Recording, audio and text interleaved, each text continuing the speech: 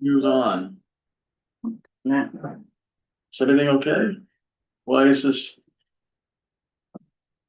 Okay, 1 second, what's going on? Hold on, it would be, Good. so it's on. Okay. Okay, oh yeah, so I was got it from your computer. I was like, okay. I'm like, where's this thing going? Oh my God. Looks like Matt's in the waiting room. Yeah.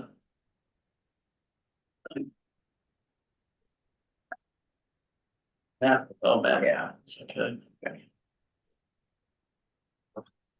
All right. All right, at 6:01, we're gonna open the Town of Millis Board of Health meeting for December 15th, 2025. Second. All in favor? Aye. All right, first on the agenda is the nurses report. Report person? Yeah.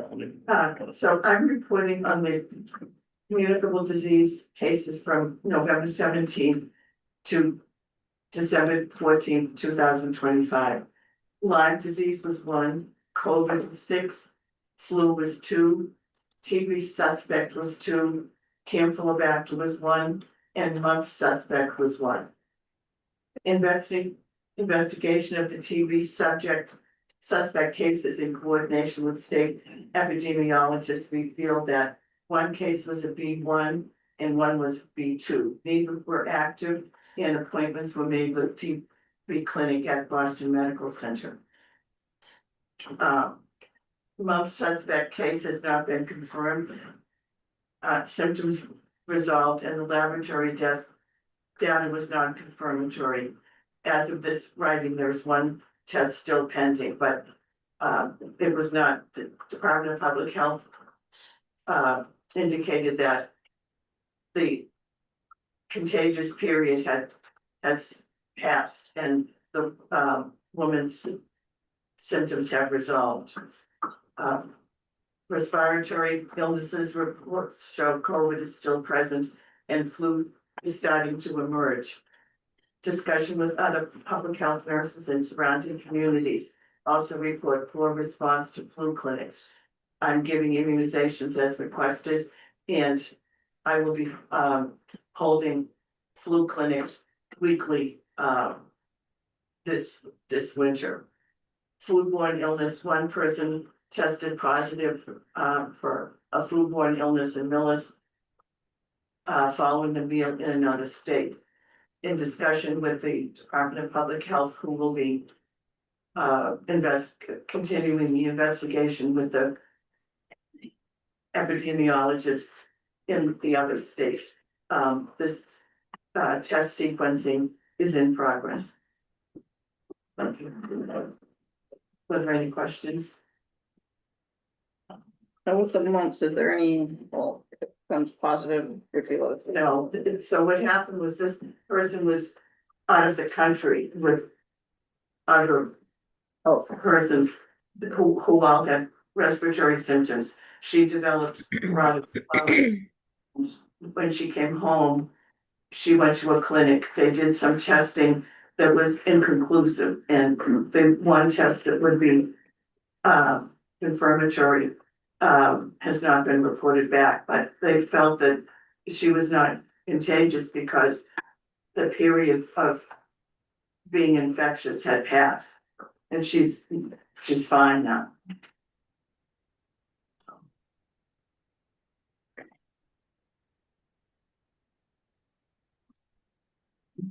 Any other questions from the board? Cormac?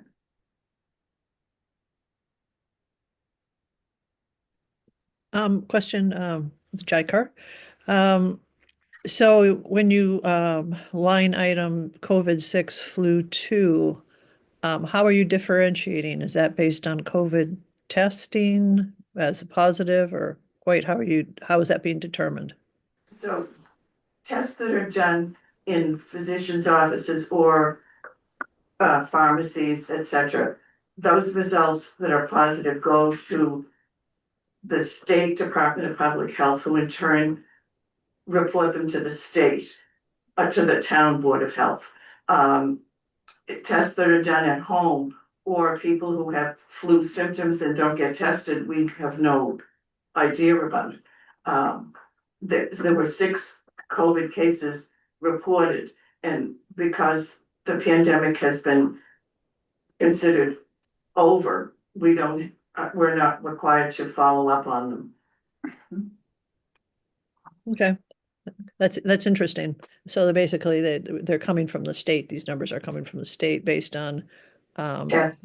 testing by third parties, essentially. Yes. Okay, thank you.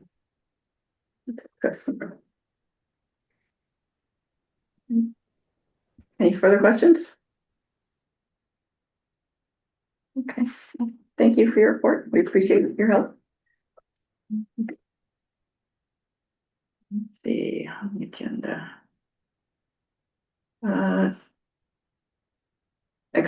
So 7 PM, we're gonna do a discussion on the state letter regarding the flu vaccination. Do we have that letter? Yeah. Okay.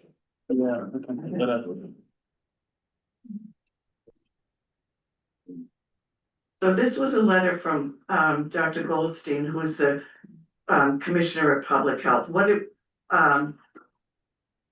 involves is physicians' orders for the flu clinic, for the flu vaccination.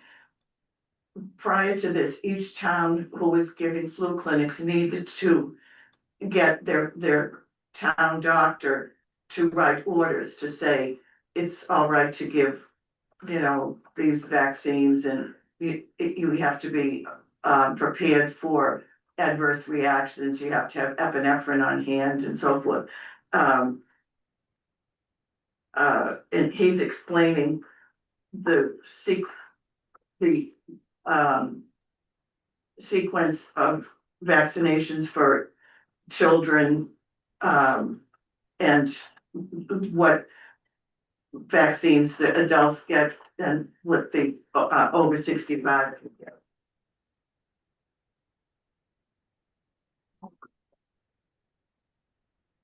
So it's just like an awareness letter of. Right, it's basically, because some towns were reporting they were having difficulty getting physician orders, or the physicians were charging for writing orders. So this way, this letter from Dr. Goldstein covers everybody in the state to provide these immunizations. Interesting. Yeah, it is like deputizing, right? Yeah. Yeah, Yeah, yeah. basic, we've always gotten our own doctor's orders, but this way, it just covers everybody. Mhm. So, and I think that letter went out several weeks ago. Okay, and it's specific to this flu season, 25, 26? He would send another one out for next year, yes. Yeah. Okay, great. Makes sense. Yeah, it's great. Practical. Any questions on the state's letter for flu vaccinations? No, it's really, the Straightforward. one that we usually have, the one that was the form prior to this was much simpler. This one just explains, in a little more detail who gets what. But it's nothing different than what we've been doing.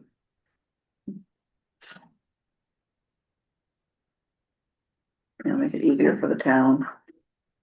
Yeah, and our clinics have been, going well. The response to flu clinics in this area, according to the, nurses in other, communities, has not been robust. So we offer, and people come or they don't come. I mean, that's really all we can do.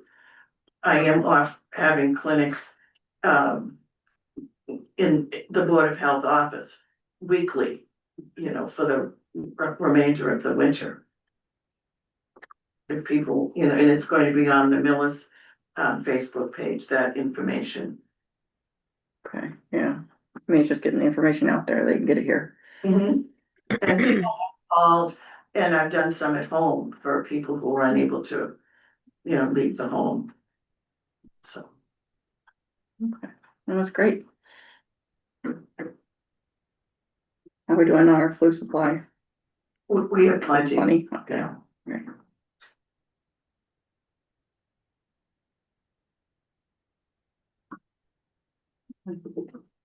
Any other questions? No? Okay. All right. State letter sounds like a good thing. Hopefully get more people your flu vaccines, clinics.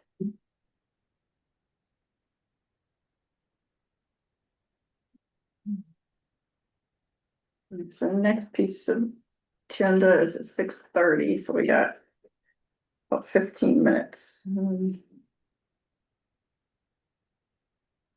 John, do you think you could do the director's report? Sure.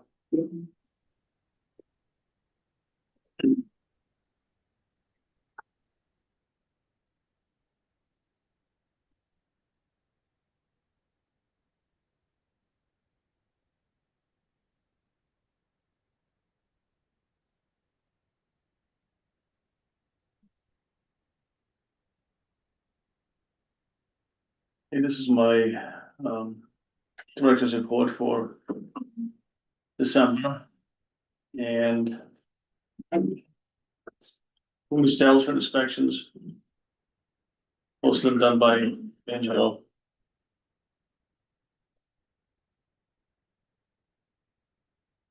And then L5 inspection reports.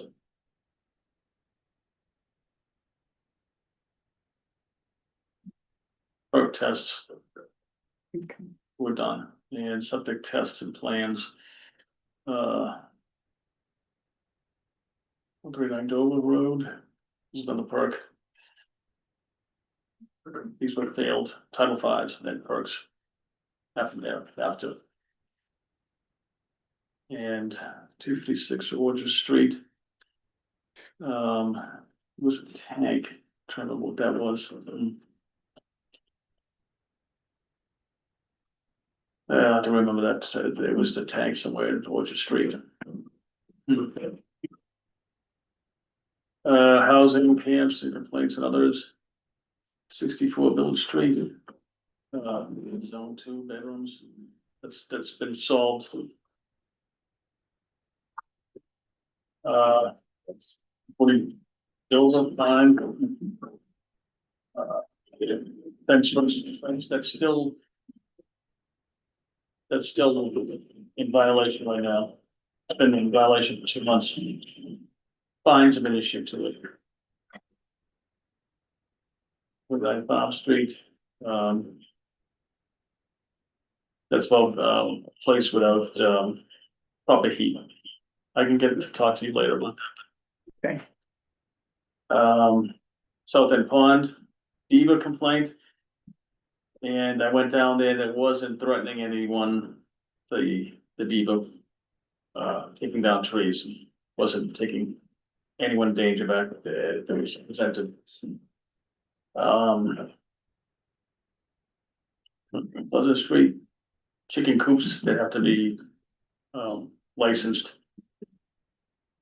And 91 versus well versus Bridge Plan, Plain Street. Oh, Plan, sorry, site visit. December 4th, 2025. And we're gonna go over this tonight as well. And meetings for this month. Including, this morning, RGE, actually, RGE meeting was this morning. And what are some things that are coming in the future? And I can talk to you guys more about that.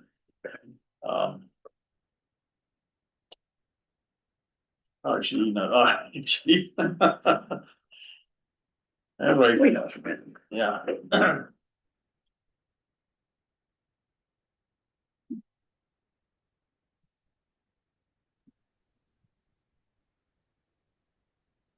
Chair, may I ask a question of Director?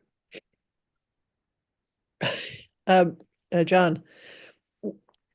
Are you, the RGE meetings, are those monthly meetings that have the DPW, yourself, Carol as chair, meeting to do what? What's the Really purpose set of up these on meetings? RGE, was really set up by RGE. And they do the setup for this, and DPW shows up, myself, obviously. And sometimes if the chair can make it, she makes it as well. And, we just go over, things that happen every month. And I can talk to each of you independently if you want to know about what we went onto this morning. And next meeting, I think, is January 12th, I think it is, right before the January 20th meeting, which is our board meeting. So we have one every month. It's basically put on by RGE itself.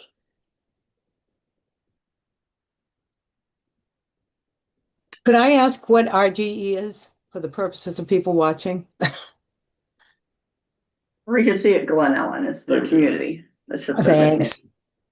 And secondly, I just wanted to point out that the agenda that was published did not have the ID for the Zoom for this, and I wouldn't have been able to know except Ian sent me the connection.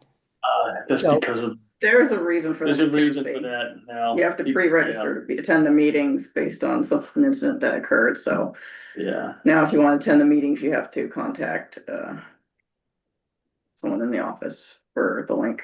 yeah. If you want to go on Zoom, Yes, isn't that against public meeting availability laws? no, it's not. Could you cite me where I could find that information? I think, our town council and, I think it was, Jim Donovan was the, computer guy. He said that this was, and Karen, I think, as well, Yeah, this is the only way to prevent, it's the only way to run it, yeah. and prevent, how might I say it? There will, Non-well-intentioned Yes, attendees from playing things you do not want played in public meetings. yes. How's that? there was an event, Kathy, apparently at one of the prior meetings. And it was an inappropriate event. And so this is a way to funnel who shows up, who gets access, and who doesn't. And the select board, I think, does the I same guess thing. I guess I don't understand how you do the funneling. I mean, how would anyone know that that process exists? Should that be on the agenda? Probably. We're always trying to get the public involved, and Yeah, it's on there, it's on there. Yeah. you got to tell them how. If you want to join the Board of Health meeting, you just Right. have to ask. It says right on the website. Just, But it doesn't, so can you communicate that on the agenda? So in the future, other people would know that? I guess we can edit the agenda. On the agenda that you post on the town website. Yeah, we can ask Karen and find out if that's doable. I mean, we always have wanted the public to be involved, and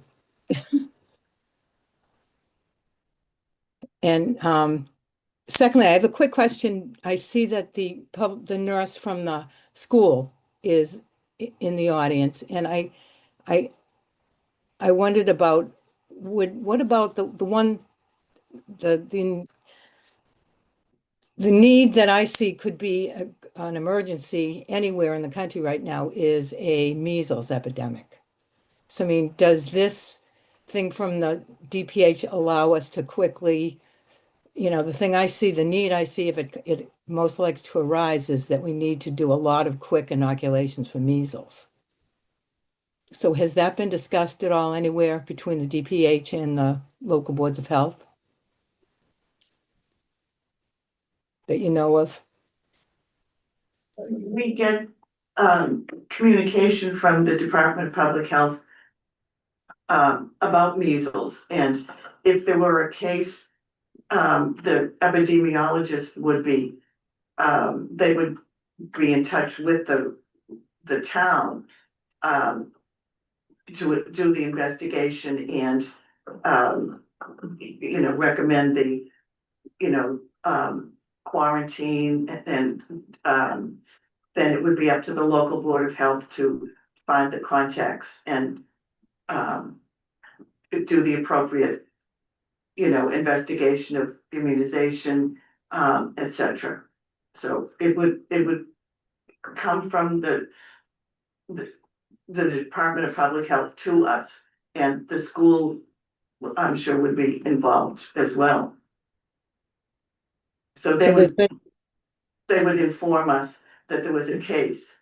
And then we would, there's a whole protocol what to do. And we would start the investigation immediately. Did that answer the question? I just was wondering if there'd been any communication between the Board of Health and the school system. Because to me, that probably is the most likely scenario as a need in the next,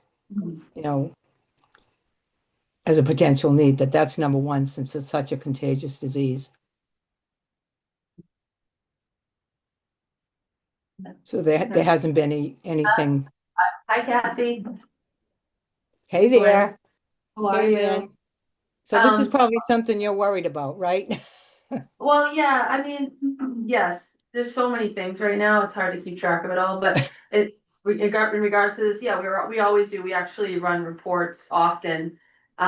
We have a nursing system called SNAP that we can run a report. I could run a report right now if I had to and tell you how many kids are compliant with their vaccines and who's missing what. So in the past, working with the Board of Health nurse, when we've discussed outbreaks like this occurring or concerns for outbreaks, we say if there were to be a case, we would be able to easily put our hands on a list of kids that are not vaccinated, which measles isn't a high one. And to be honest with you, we have some kids that come from other countries that we still try to get vaccinated, and it takes a little bit of time as they get here, but we don't have a lot of kids. I don't have an exact number, but I can reassure you that our compliancy and vaccinations is actually really good. The ones we struggle a little bit with is meningitis, and that's because that's the new requirement in the grade like 11 to 12. And a lot of kids don't get that till closer to college. So, but as far as measles, yes, it's definitely a concern. I mean, I haven't heard any recent info about it though. You guys might have more info on, has there been stuff in the news? Have I missed? Yeah, Connecticut just had Okay, not a public school, at a private school. okay. I did But hear it's- that then at school. It's reassuring to hear that we have a high vaccination rate. Yes, yep, Awesome. we do. And I mean, like I said, there's always, it's a constant. The nice thing that happened recently in the last year or two at the schools is we added a link to our nursing assessment program that we use, that we document all the kids in SNAP. Is that there's an actual link now that allows us to sync with the MIIS. So in a heartbeat, if I get a kid's physical, I can sync it and see that the vaccines that are showing up on a paper copy of a physical are being pulled directly from the registry. So a lot of parents will go in now and sign, they don't realize they're signing it, but they're signing, sometimes they do, but sometimes they don't, that they're signing a form stating that they'll give access to MIIS, meaning they can get their vaccines from there easily. So in that case, if they do that, we also get it because it pulls right in. Otherwise, it's countless hours of inputting vaccines, which is what we used to have to do.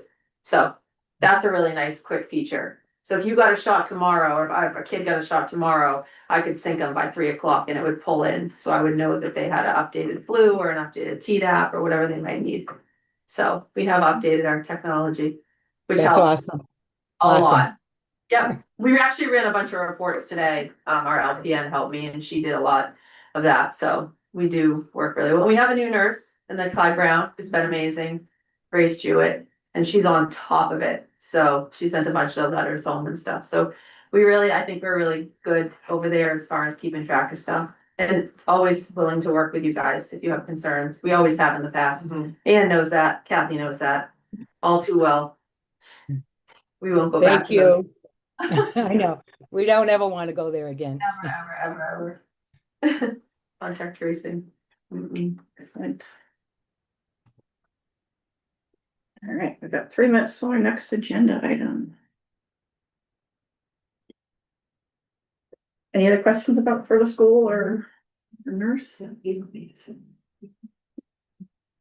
Oh, Awesome. okay, great. Thank you for inviting me. Thank you.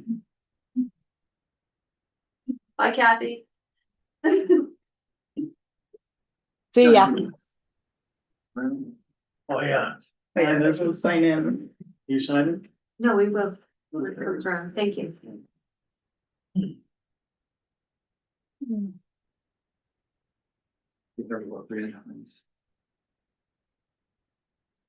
Oh, that one here? Yeah, I think we okay with it. I think we're okay. I don't like to jump ahead in case someone's gonna jump on right at 6:30 and be like, I missed it. All right. 6:28 is good enough. All right, 6:28, we'll move on to the next agenda item. 91 Dover Road. Who's here to present for 91 Dover Road? Someone's here for Dover Road. Are you here for anyone? Just support you, that's it. Oh, see, I like it. Who's here for 91? Yeah, I'm here for Dover. yeah, so. Bridge Street too. Applicant? Just start. Okay. Well, what was the file coming before us for?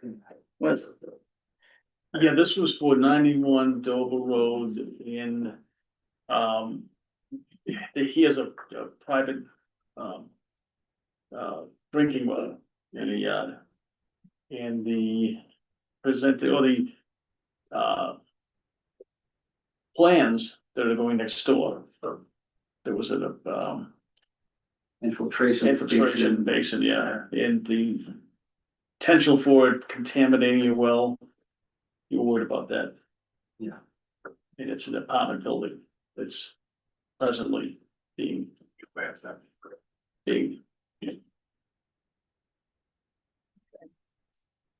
right, It's being planned out, who knows, so.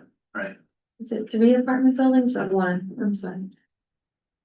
Dude, So, okay, so can you describe your concerns to us and what's going on the yeah, property? yeah, so basically the way the whole thing started on my end was, I had noticed that the little shrub swamp next on my property next to my house had dried out. And just almost like directly after where this site is, above me on Bridge Street, which is behind me on Bridge Street.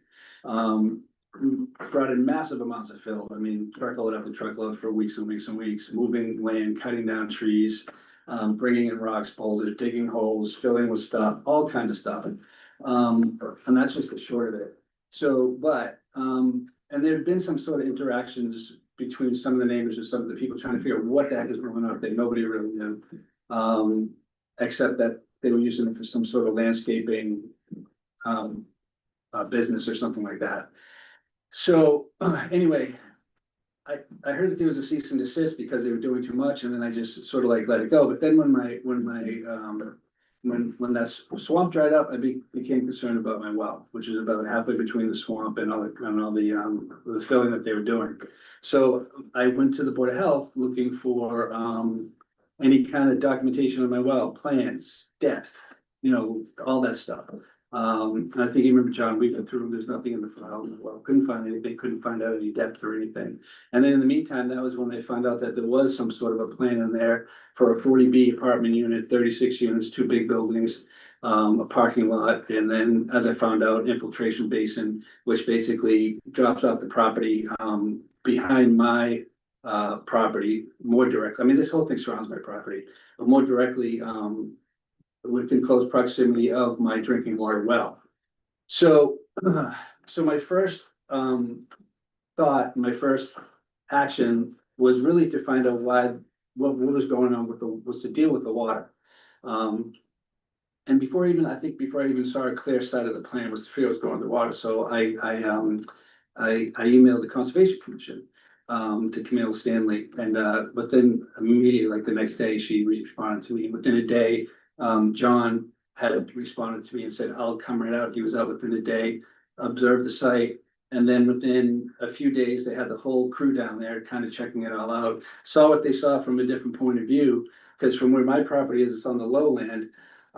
That property is on the highland, and you can see from basically my backyard, you can see how much fill and that they added, increasing the elevation of the land, the fill that they brought in, the trees that they cut down, all without permitting, all without any permission or anything.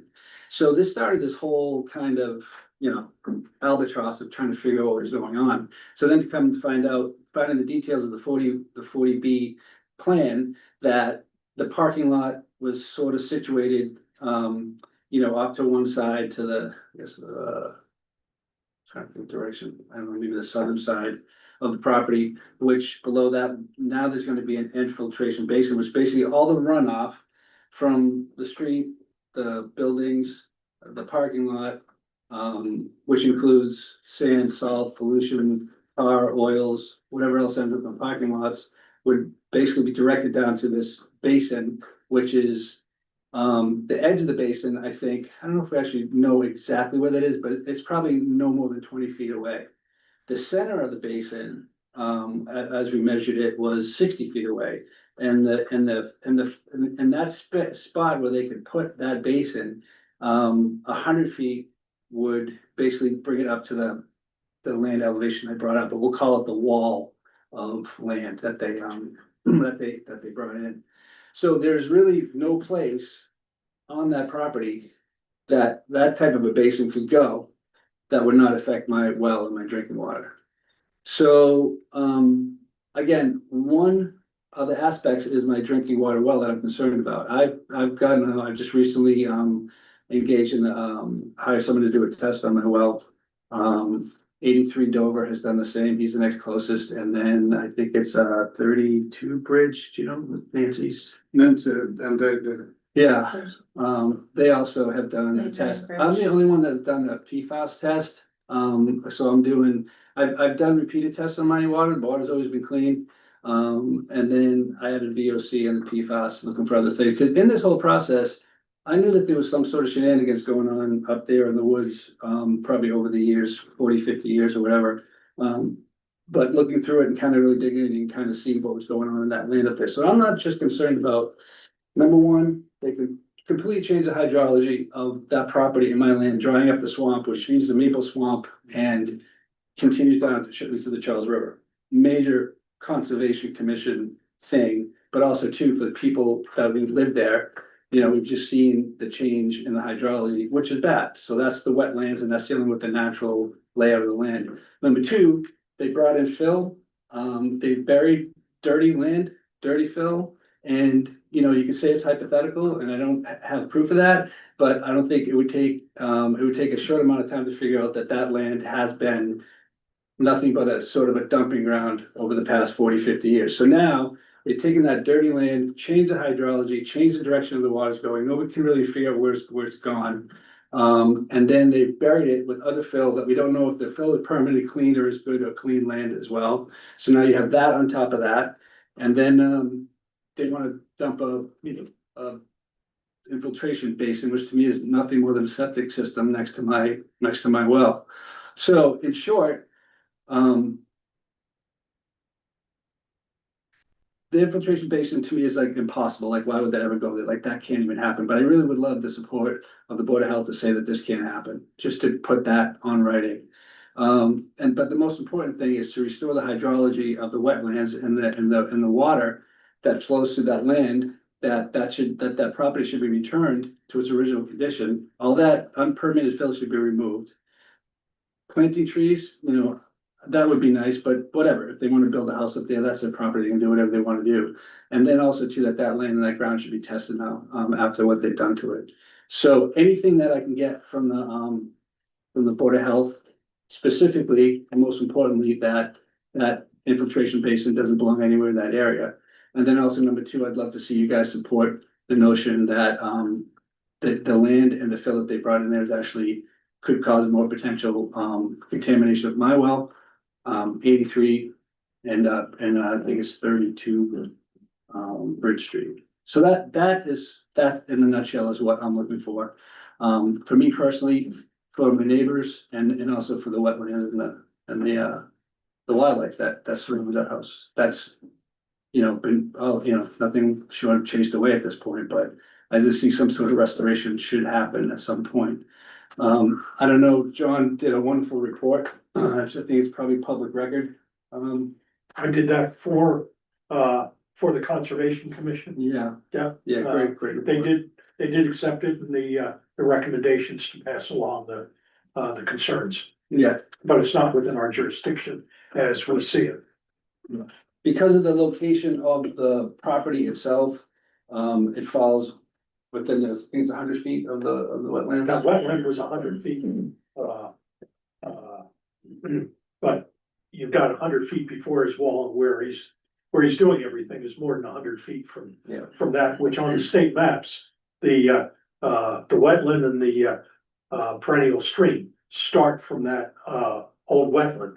There's nothing upstream from that. Yeah, But I would imagine what's gonna happen also is you're concerned about your septic tank, which is almost right up against that property line. yeah, And with that wall, all those rocks. Yeah. You're probably gonna get water coming down there. You said it did flood. I would yeah, imagine after any heavy rain, it's gonna flood. Yeah. And then try to get through that little culvert under your driveway. yeah. And maybe if there's enough rain, wash out your driveway. Yeah, so they've done a lot of kind of things that, you know, normally when you see that much land brought in, you figure it's just gonna find its pitch and it's gonna run off and run away, which you would normally think would happen. It's odd that we haven't seen that, but the other thing that I've seen that's gone on in that property is that they've done these massive pits. I mean, I know that the name of the machine that's up there, but it's one of the biggest, backhoe excavators that, you'll see around here. Digging holes in the ground and literally that arm is buried in the ground, pulling dirt out, moving it, extending the land. And then you can see where they put gravel and other things in there too, so, again, I'm not an excavator and I don't know why you would do something like that, but I think if you were trying to get land to perk or move or dry out soil, that would be the way to do it. So, in the very least, what they've done up there everything's unpermitted. There was never any permits asked to do any of this stuff. There was never a note to the neighbor saying, hey, we're gonna be slamming dump trucks and dumping rocks for 6 months, 8 months around your property, just want to give you a little heads up. So there's like that little sort of bitterness about it, and more importantly, what is the cause of what they've done is like more than single fold. And most importantly, I think the hydrology, the wetlands, and the environmental impact are huge. My well, of course, I'm concerned about, and like John said, also my septic system, because it's changed everything there. So not allowing that infiltration basin is nice, but I think that's impossible to ask anyway. But anything else that moves on further on that piece of property should be Can you rejected. tell us how many of your neighbors have wells? Yeah. How many wells are within 100 feet of the, We're within 100 feet of the property, Yeah, 32. you're at 32? and she's across. I'm at 29, but 32 has a lot. Yeah, 32 is Nancy. Nancy. Yeah. Yeah, a map would help. Yeah, We're 29, let me see. directly across the street. Okay, so it's the prop, The dust. I think there's a little bit of this, let's see.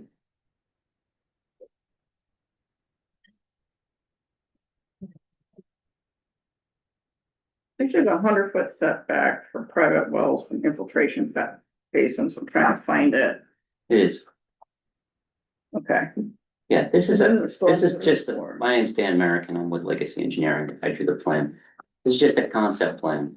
Mhm. We're not anywhere near the point of doing detailed design plans, so we didn't know that was your drinking water well. So now that we know that, when we do the detailed site design, Can I ask you a there question? won't be anything within 100 feet of that well. There won't be a stormwater infiltration system within 100 feet of your well. Where would you put it? The land on the bottom of the plan is more than 100 feet away from your well and under the parking lots, Well, here? under the parking lots. Parking lots are by Nancy's side, based on what I saw You over said you- Thanksgiving. you Put the basin under the parking lot? Yes. We do underground infiltration systems, Underground. treatment and infiltrations and everything. There's a whole established methodology for treating stormwater runoff. And the way this project will work is the next step in the project will be us doing more detailed design plans and submitting an application to the zoning board. The zoning board will hold public hearings. Everyone within 300 feet will get a notice, so you'll know when the public hearing is. The zoning board will retain a peer review consultant to review our plans, to review our calculations, and to provide commentary to the zoning board reviews. But that's all late spring, early summer. So that, I mean, that all sounds good if you're planning on to build a piece of property or a piece of land that's existing. But the land was modified before, right around the time this plan was done. I mean, you had to have known all this stuff was coming. And didn't you know that they were bringing this land and changing the elevation? I mean, that just happened fairly quickly.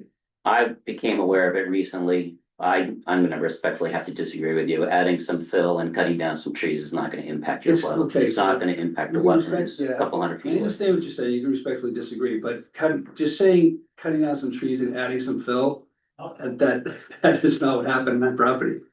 Well, for the Board of Health, I thought I had for the pictures Board of before. Health, we're interested in infiltration basin, well locations, septic locations to this proposed, which hasn't been proposed yet. Right, Has it been well, officially proposed? there's a sewer in Bridge Street, so it won't be septic. It won't be septic, okay. You should But there isn't 100%. Yeah, there isn't sewer to handle the Does the property, Board of Health have information on your septic system? I don't know, they don't seem to have much on my property, Do you have any information on your septic I system don't. that you can share with me? I can look, Okay, but if you can, it would be helpful. the problem is that the land has been altered in a way that it's changing the way the water's flowing, so it's moving away from my well and it's maybe flooding my septic. So you just gotta, When I know where your septic system, I can look into that question. Where is it on the plan? so here, this is my well, yeah, that's about where my well is, it's probably more like here. My septic system is here. Probably in that area. Okay. Yeah. So all this has changed, this has been brought out to here, this was sloping up to here. All this land, so basically from here to here has been increased, leveled out. Now this slopes down this way and this slopes this way, so there's a low point here. And all that water from Bridge Street kind of heads that way and heads down into my septic system. And then down here, along, this is where my driveway is, like Johnny mentioned, the culvert, that water that was normally just sort of moving and go underneath the driveway. And then the rest of that water all kind of, we would peel from here down into here and then end up down into the swamp, which is over here. I don't know if there's a picture of that in the swamp on that particular, in the packet, but.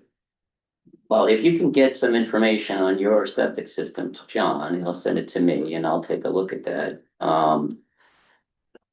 Again, the addition of some fill and cutting down some trees is not gonna affect the wetland 200 feet away. And it's not gonna affect your well 150 feet away. If your well is like most wells, it's drilled several hundred feet into the bedrock. So, adding some fill to the surface of the ground is not gonna affect that, and cutting down some trees is not gonna affect that. I hope so. I mean, infiltration basin definitely will. Again, yeah, that's a whole separate thing, that there'll be a whole public hearing process for that. So you're saying that this is not gonna happen? I'll change that. Yes, So that's gone. I'll change it. Right, and there'll be nothing there to affect my well. there'll be nothing there that would affect your well, yes. Yeah.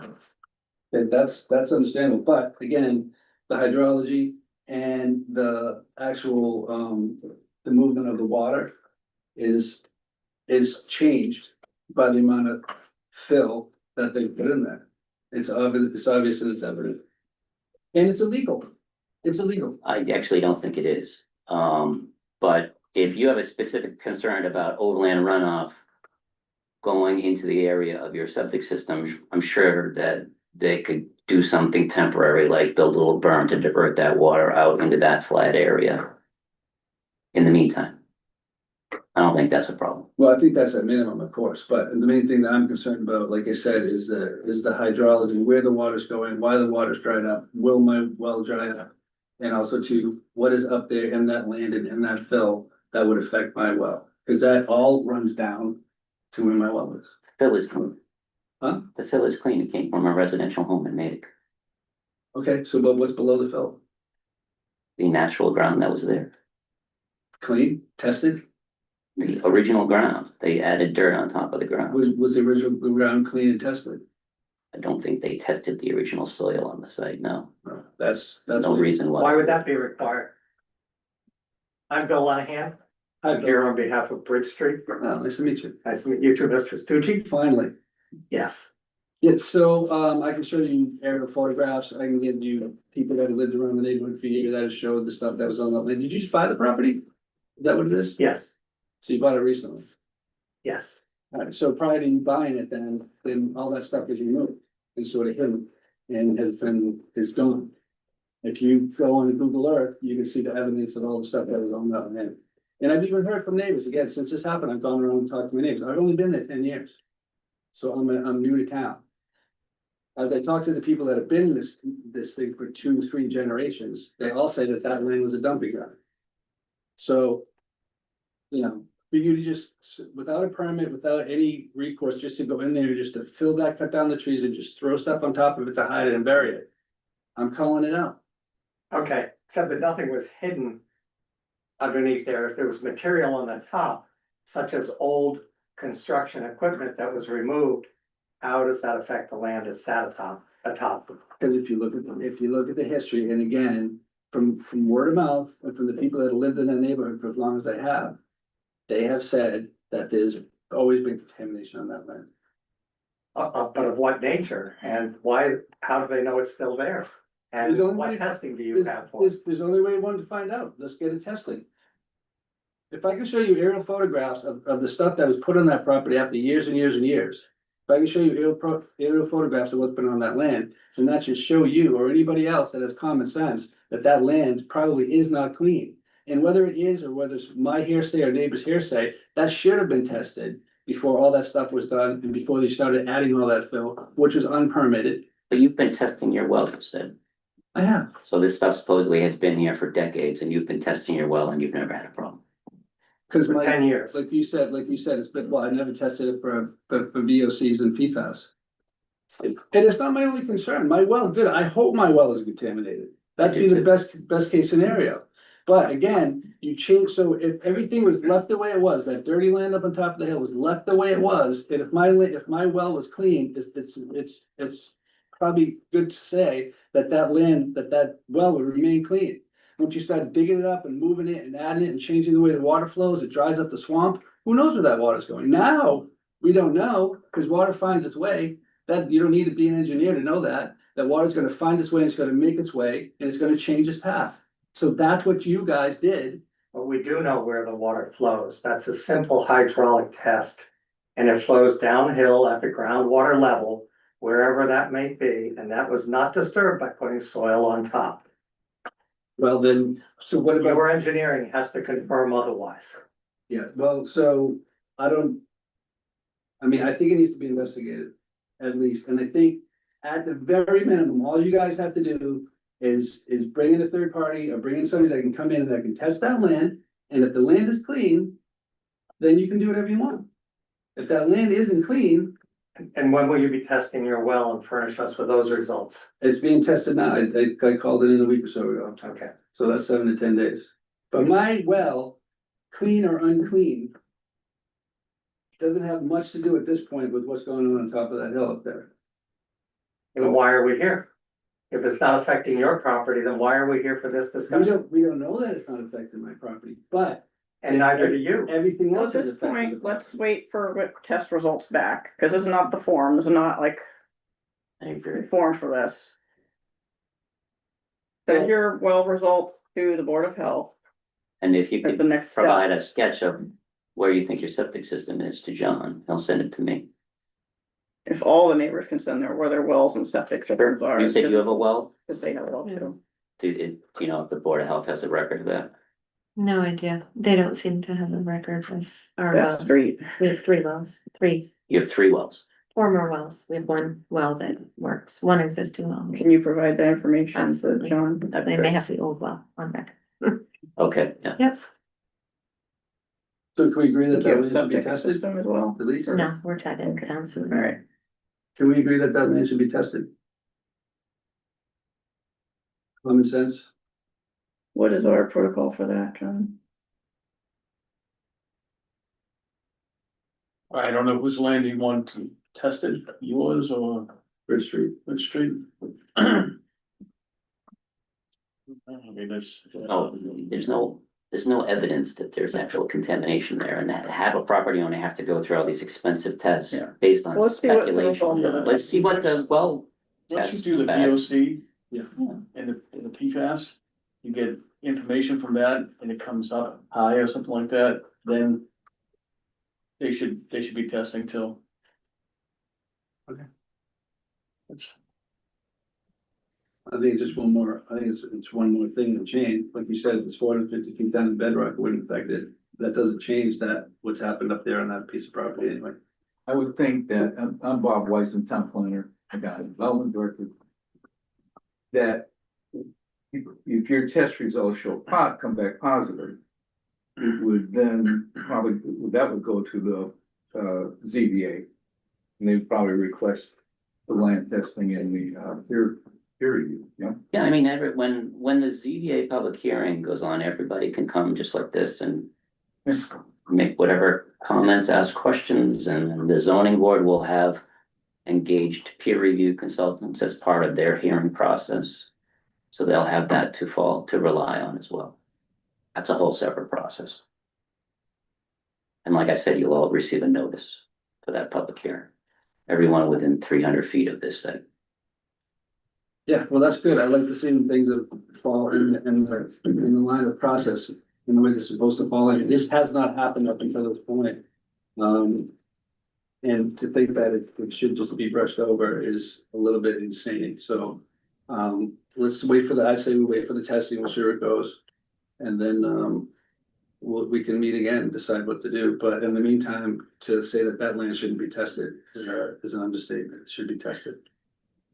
So, I'll leave it at that, Miss Joan, you I have nothing. John, yeah, John's report kind of says what it says, but that's I saw your dealing, report. that's dealing with the swamp, that's not dealing with my well.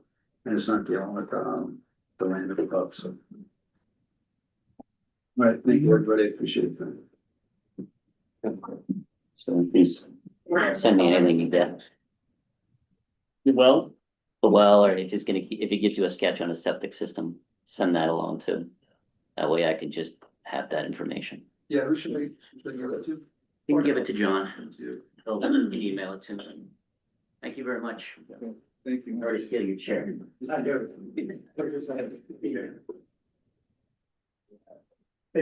How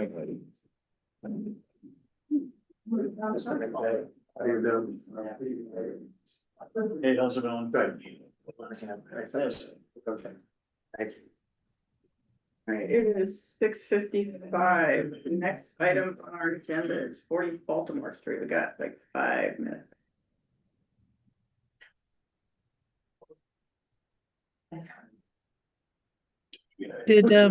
Is Matt still, Matt's here. He's sitting oh, next Matt's to him. here, okay.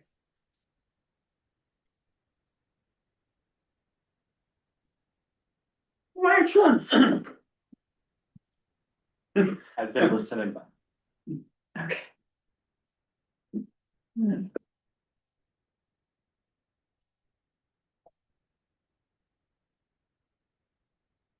Okay. So this is Baltimore Street.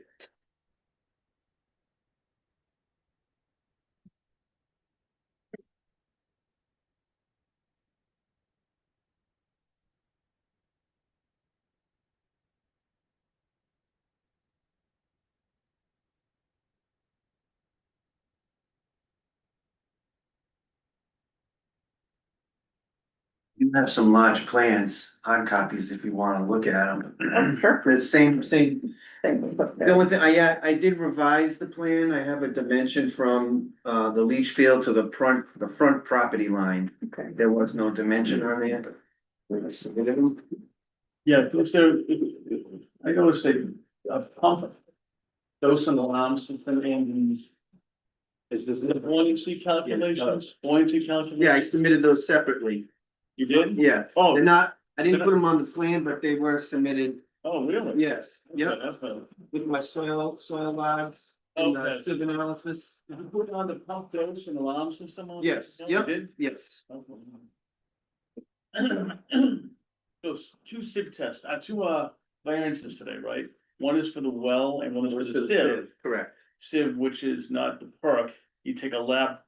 Right, we took a soil sample and we sent it to the lab, SW Class Cole, 3. and they gave us the 50 class, yep. 50 minutes per inch, Right, which and is about right. Right, and that's what that system is designed for. I can just go through it whenever you're ready, I'll go through my presentation. I think we can safely start. Okay. Sure, not a lot of people can start on stuff. Okay, so this is 40 Baltimore Street. Baltimore Street runs along the bottom of the page. We have an existing 4-bedroom house right in the center of the lot in this location here. We have wetlands over here. We have a couple isolated wetlands here and then a large wetland to the right over here. We have an existing well in the front yard in this location here. The existing septic system comes out of the house in the back to a septic tank and then to one long trench. So there's like a 60-foot long trench that runs along the back there. So what we did is we did soil testing in this area here. We went out there a couple times. I went out there a couple times with John and we could not perk the material because of groundwater. Groundwater is, I wanna say, is like 20 inches. So I took a soil sample, sent it to a lab, SW Cole, they're out of Easton, Mass. And then they gave me the results, which gave me a classification of a silty loam, which is class 3. So the system was designed for a 60-minute perk rate, 4 bedrooms. We are doing an Elgin system, so it's an innovative technology which will help with the effluent in the leach field. We have the same. Sorry, that allows you to reduce the size and to reduce the size of the groundwater, right? 2 feet. But we did not ask for any reduction to groundwater. We kept, Oh, you didn't? no, we didn't. So right now, we're using the same invert, leaving the back of the house, going into a new septic tank. A 2-compartment septic tank in the back, to a 1,000-gallon pump chamber. We are pumping up to a D-box in this location, and then the leach field right here. That we did not ask for any groundwater separation. We kept the height, the required height, which is 4 feet. We do have an impervious barrier that wraps around the leach field to minimize the disturbance because we have wetlands here. And this purple line right here is the 50-foot no disturb for conservation. So we were able to stay out of the disturbance over here. We maintained the 50 feet, a little bit more than 50 feet to the wetland. This area is raised, so this is probably, I wanna say, 4 feet out of the ground. With a small little retaining wall in this area here, to minimize the fill. And then by doing that, we're asking for a waiver because if we put the same thing, if we put the system over here, we are also confined. This is another 50 foot to these wetlands. So we wouldn't have enough room to fit this system in this area here. That was a question, you know, another question why I didn't put the leach field over there. So I felt that this system right here, location was the best. And then we're at 72.8 feet to, the first trench. So it's basically the same distance as it is now to a trench that's in groundwater. So we basically just took the same distance and now this is 4 feet out of groundwater. So, and then you're getting that alternative, design, which will also help the effluent. So we feel that requesting this 72.8 foot waiver from the leach field to the well, would work. Besides that, that's the only reason why we're here tonight is because of the sieve test instead of a perk, and then the reduction from 100 feet to 72.8. And like I said, this system is in groundwater and it's close to it's the same distance to the well. So, now this system is not in groundwater, and we have had the well tested twice, correct? Yeah. Dave, this is Dave Clairol, he's the owner. He has had the well tested twice, and it meets the requirements. Tested once, and then, so we had it tested, and then, you had requested some time back to have VOCs done, and then we did VOCs. So we did the regular well test, and then we went back and did the VOC test. Right, so right now the well does meet, so we do have a good base. So I know I've done systems, you know, closer than 72, but the Board of Health required testing every 2 years or every year for the first 5 years, and then every 2 years after that. So that, you know, you can always make, and we do have a good base now too, so we know that the well meets the requirements. So as long as they keep getting the testing of the well and submitting it to the Board of Health, so the Board of Health knows that it's meeting the requirement, then we can keep a handle on the well. Excuse me, that would be, sorry if I talk a second. That would be a deed restriction. Correct, yep, that You put on the property, we could do that. but if it's allowed. Right, I mean, I would think that, because you have, we're asking for a waiver.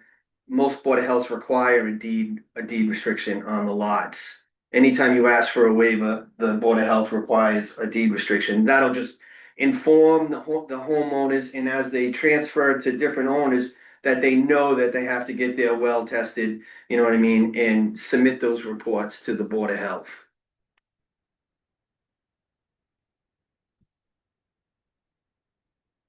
There's no way to move the well farther away. Well, the well meets, drinking standards. It's, Dave, you know, it's, I don't know, he made adjustments per John's requirements, right? We brought it up to grade. There's 18 inches out of the ground. We filled in around it. So I mean, the well works. And it meets the drinking now, and if, like I said, if we do this deed restriction and we make sure that they get the wells tested every year and submit that to the Board of Health, I see that this is fine. It's just another additional cost that would have to be put onto Dave by drilling a new well also, you know.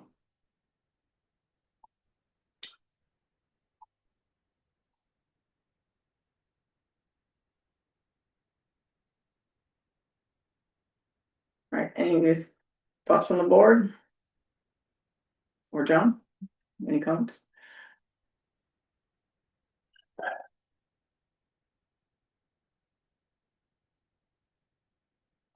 Um, 30 feet to the left, I hate to say, it, but 30 feet to the left, you could move that. I can't move it though. The well you can, I mean, you can dig in the well, but that's. I know it's another $20,000 to do that, but. Right, and we're not asking for any waivers on this system. you know, we've tried to use what is there. You know, I could have asked for a waiver to reduce the groundwater, which would have saved Dave money, but you know, then it would have been close, you know. It's just cost and then trying to preserve the wetlands. Because this is all wooded over here. This whole area back here is wooded, so we're using the area that is left on the lot. We have been in front of conservation. They have approved this design. Well, they approved the location of the zoning. Right, no, well, yeah, that's what I meant. They approved the work within their jurisdiction. That's what they did.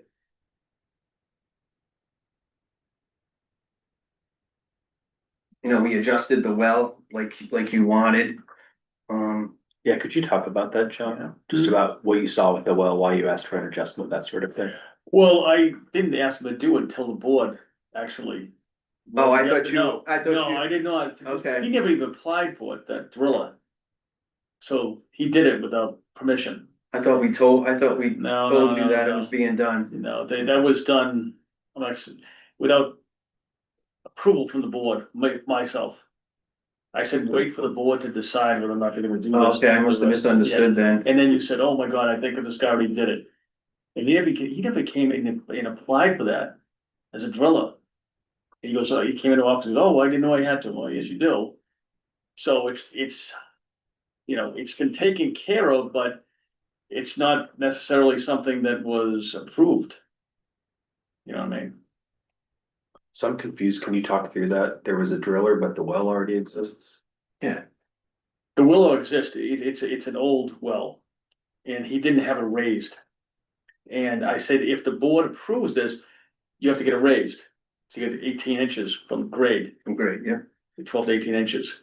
And, Well, okay, he's saying that the steel, so the existing well was in a concrete manhole. And it was down what, like 5 feet, 5 feet? yeah. So the head of the well was 5 feet below grade. So John wanted the steel, the pump didn't change, they didn't drill anything, they just took the steel and they extended it. So it was 18 inches higher than the existing grade. We didn't drill a well, we just took the steel shaft and extended that up, so it was 18 inches above grade. That's what John wanted. So I must have misunderstood when I told my client to do that. But, you know, it was working before, it was fine. We just wanted to take care of that. Because of the recommendation that John had said. And I didn't know that the drilling guy didn't contact you, because No, I've never been contacted. I had told that they should contact you, because you wanted to witness. I thought that we did. Yeah, I understood that you wanted to witness the backfill and the welding, so I called Richardson Wells and Pumps, who they're out of Uxbridge, they've been in business for 50 years. Yeah, Right. so I called them up. I didn't just call a weld, I called a weld company and your assumption is that they're gonna do the right thing and step into the Board of Health and obviously pull a permit. Apparently they didn't, I informed them obviously of them having to do that. I hope they did that. So he came into our office, we explained it to him, and he says, oh yeah, I forgot to do that.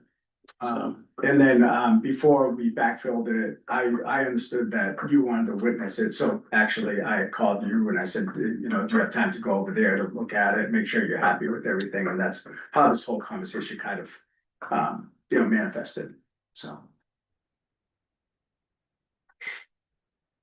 And the soil testing, it says you were there when they did it. Do you have thoughts about? Yeah, that's it. What they took is samples and they got results from the lab, and it's about right. Class 3, 60 MPI is good. That's good. I mean, now you have I don't know, 62 by 62 box. Before you only had one trench, that's 60 feet in groundwater.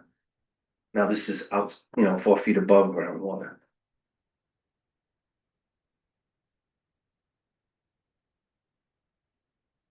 The Elgin systems are good for nitrates. Yeah, so they basically, like a mattress with a pipe on top, like, you know what I mean? With all that plastic, which kind of it's replacing the stone. They do that, the eggshell. That prevents the nitrate from getting Yes. into the environment. Yeah, that's why you get the reduction, which is good. So it's not, we went with this, one, because it made it smaller because of the perk rate, but two, you know, it's a alternative system, you know, to treat the effluent. So that would give it, and that, you know, if this was a stone and pipe, then, you know, it's just stone and pipe. So at least you're getting a little bit of treatment from the leach field on the effluent. I think the biggest concern is the distance and the nitrates getting into the well water and affecting your health. Right, that's why we're suggesting to test the wells every year. And give the report to the Board of Health, so the Board of Health knows that it's being tested, that the levels are where they are. And if any levels go out of parameters, Then that's when, appropriate Yeah. filtration systems, like an RA or something. yeah. But we understand that, I understand that a deed restriction would have to be put on the piece of property. Really the health risk of it, Mhm. if the improper happens. Right. So I guess two questions. One is, John, have we done something like this in the past? And if so, what has the result been? Nothing I can recall, no, I don't think so. Okay. And two, not being a soil scientist, is there anything about one type of soil or another, this is to whoever knows the answer, that would adjust whatever potential risk there could be of the closeness of the well to the leach field? So the only thing I can say is, when you have sand, Right, sand flow, effluent or water flows through the sand, okay? This is a 60-minute perk rate. yeah, So we dug a hole and then, you know, we came back 40 minutes later and it was barely weeping, you know, groundwater was at 20 inches. So that tells me that any effluent it's gonna take forever to go that 72 feet because it was kind of like clay and so compact. So that also gives you a safety factor. Right. Because the material is not like a sand, the water would flow right through, and I know some towns, you know, wells have to be 100 feet from leach fields, but when they're in sand, they push it out even further, like 150, Yeah. because it's. if I may, a question, I didn't ask this, do you know the high groundwater, which way it flows? Does it flow away to the right, or to the left, does it go? I would say it would flow with the, I mean, you'd have to think that it would flow with the, Okay, so that's important. or across the street, because there is a river So it's- yeah, over okay. here, so I would think that groundwater would flow. But do we know this for sure? Did anyone like put like a, Hydrology on it. can they even the well would be able to tell you to some degree. I don't know if they can, but I- do you have like an engineer that can say this is going to the right, left and, well, right or straight across the street? You want it going left because that could affect. Right, I would say that it's going across, it's going this way because the river is right across the street. There's a river right here, so I would think it's going that way. So if it is, then the Going chance of it down. actually contaminating that well is zero or very little. Very little, and plus, like I said, it's a 60-minute perk rate, John, we know how compact that is, so that's gonna influence, you know, leaching towards the well also, which it just, I don't think it'll go that way. It's gonna find its least resistant, you know, and it would go towards the street. Towards the river, that's where I would think everything goes, is towards the river. Or the wetland. Yeah. If I may, I would think that the water tests, the results that we already got might have shown something, with a much, more inferior system, the existing system, it being a single leach line in the groundwater, more than this new system that we would be proposing to build. Was the house lived in when that was tested? Not, well, 6 months prior, yes, up till 6 months prior. The person passed away.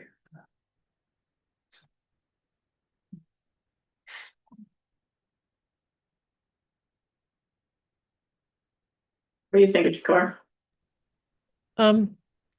Wanted to ask John if he thinks it would be an issue to, one of the premises is, to grant the variance would be the exchange is to do, yearly water testing and hand those reports over to Board of Health. So that becomes an enforcement, protocol. And just wanted to check in with John if he has anything that is already like this, where there's a yearly check-in. And if there's an issue with, having to be the person who chases down reports, and then if there's a funky report, having to, deal with that, if that's of concern to him, since he's going to be the point person for that. Yeah, it's getting owners to realize that they have to get well testing every year. And,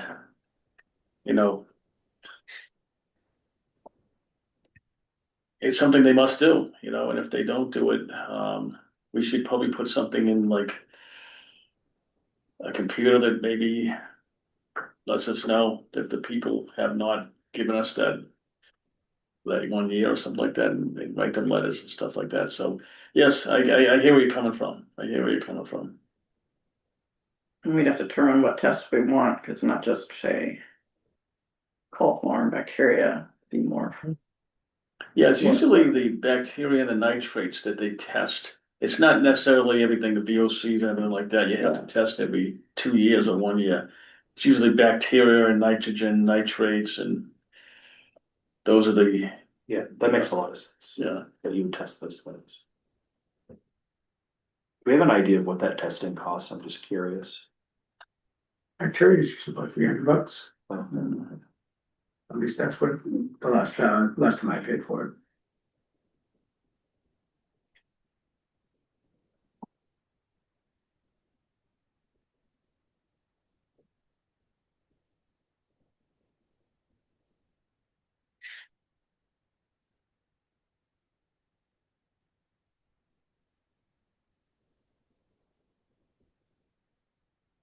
I mean, a 30-foot, about approximately 30-foot distance is a significant, so it's a third. It's asking for a third of the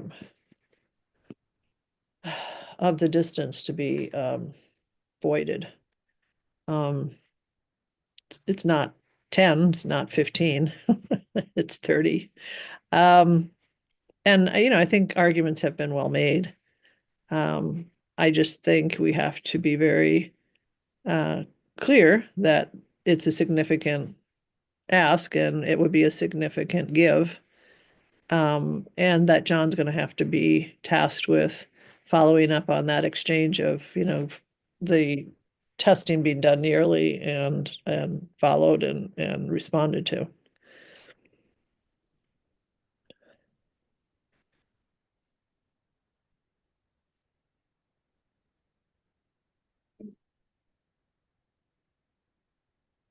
Yeah, 30 feet is a lot. It is. It's again, if it was 10, 15, I'd have no issue. 30 is a lot. Especially because it could be done.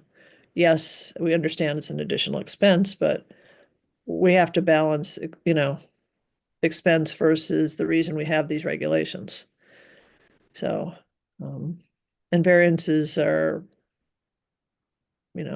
usually not a third of the of the required distance.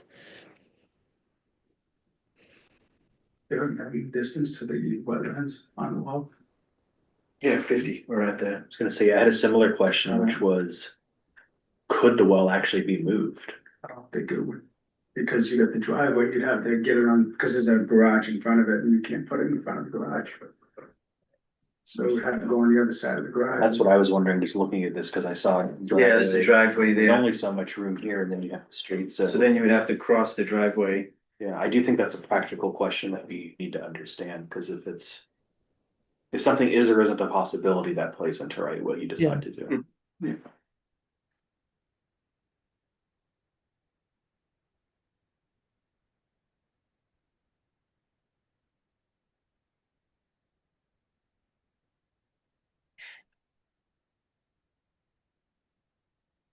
There's the wetland. That's the wetland over there.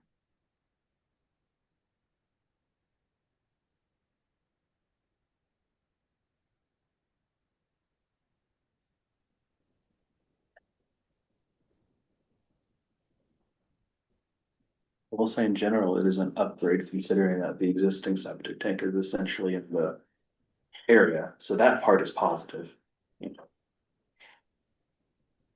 I don't think today that would ever be approved. No. Yeah.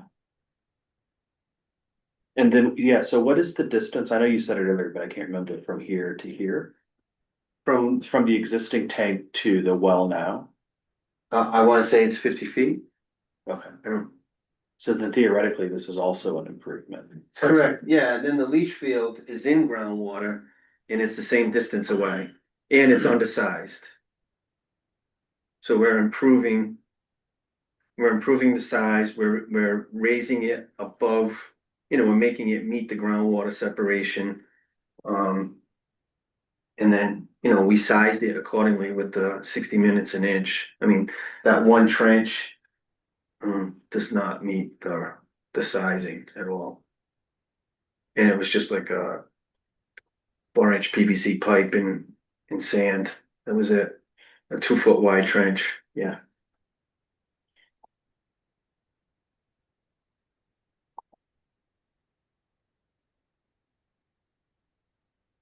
So just to upgrade what was already there. Correct.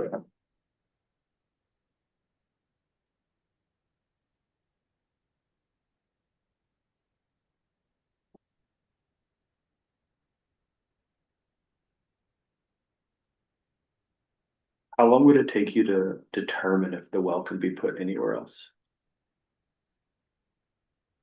I mean,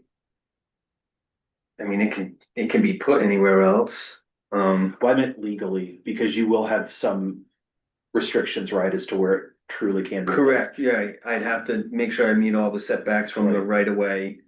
The reason I ask is I was trying to understand the timeline that you guys are working on as far as, how long that takes versus if you're waiting on this to move to some next part. I'll just say I'm not leaning towards wanting you to have a new well. That's just me. I'm one of 3. But it would help it helped me understand if that's a possibility or not, because either way, I mean, it just informs the decision. But on the other hand, I don't want to ask you to go look for something that'll take you 2 weeks and you guys are waiting to do something, so. Well, we would have to wait for the next. I mean, you guys So only have to meet, do it per- you guys only meet once a month, Yeah, correct? yeah.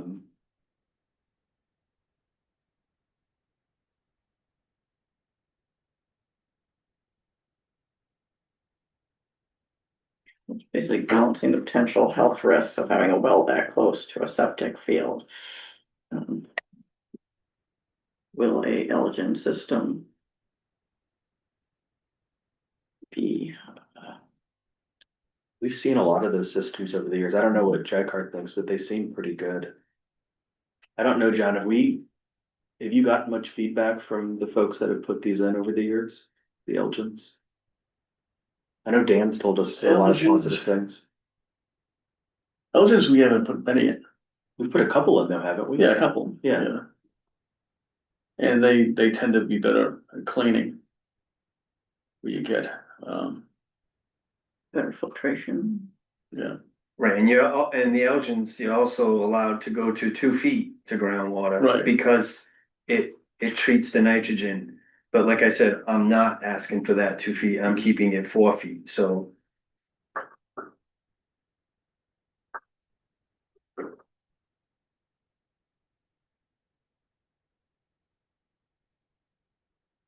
I don't think it lowers nitrogen completely though. No, Because it helps. 19 milligrams per milliliter, somebody you have to get below. And it gets close, but it's not what DEP would accept as, something that, you know, takes the nitrogen out. No, I don't think it takes it out completely, but Right. it does affect the nitrogen that's in the effluent. Yeah, That's why they allow you to go to 2 feet with the systems in repairs, and this basically is a repair, but that's why we were able to ask for waivers. But the board still has to approve the request.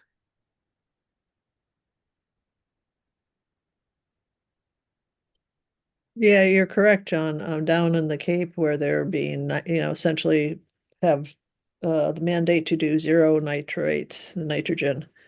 Elgin is not not the system people are using because it's not a zero sum. It's better, it's good for these kind of situations where you're trying to shoehorn things in. But there will still be nitrogen leaking. Well, not leaking, leaching. Yeah.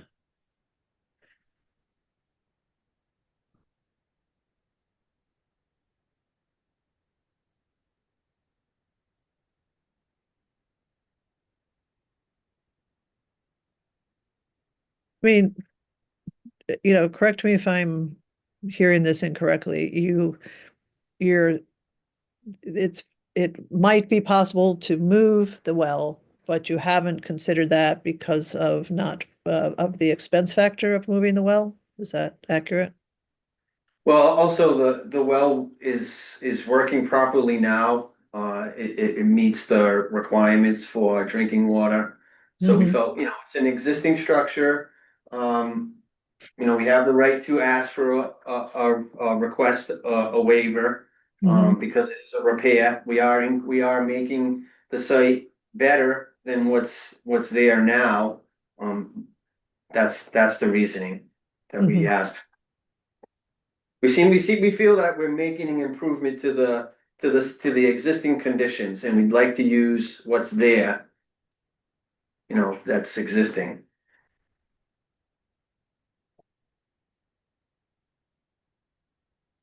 Right, so kind of like keep it as a repair versus a renovation, say. Yeah.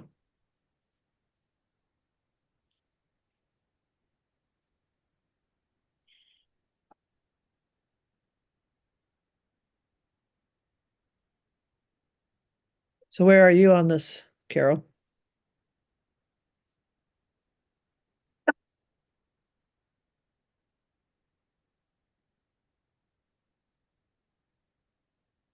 Researching nitrates in human health, and they do have significant downstream effects like cancer rates. So colorectal cancer, 20, 30 years, it's gonna be from your well water. If you have children, it can get, infants can be affected by, high nitrate levels, so it's not without risk to the people that live in this house to change the 100-foot, which is set by the state, and grant a large variation.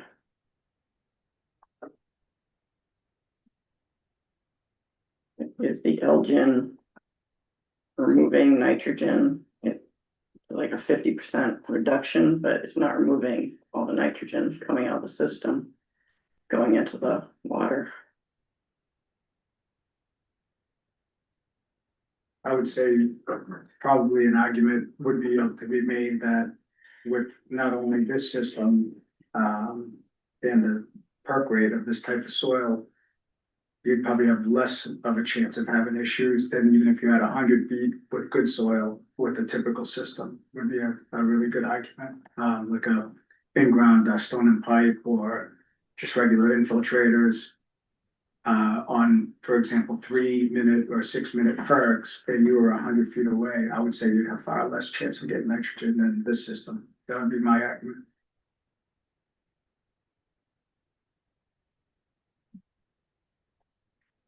That's interesting, you might say.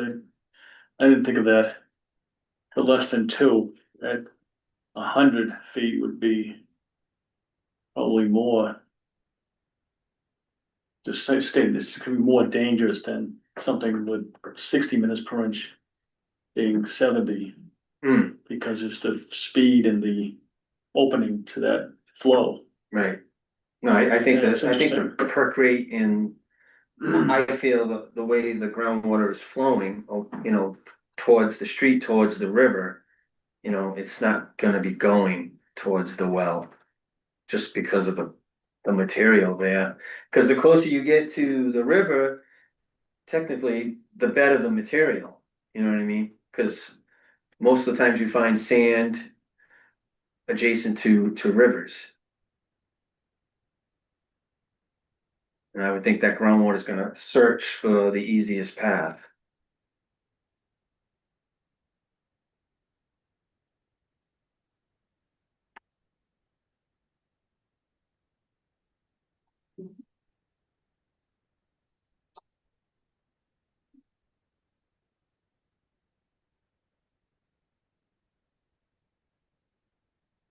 What is an improvement to the site? If we were to do it, we'd have to put deed restriction number 1.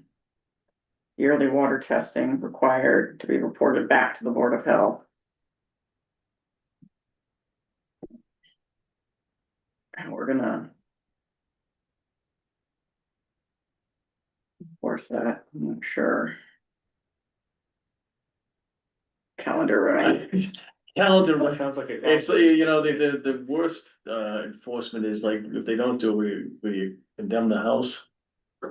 I don't know, but most people would test it. Yeah, So well, it wouldn't make any sense why they wouldn't test it. Right, cause they're you're on living the there. house. Yeah, living there, you know, it's only $300-400. It's not like it's $3,000-4,000. It's like pumping a septic Yeah. tank, it's the same cost.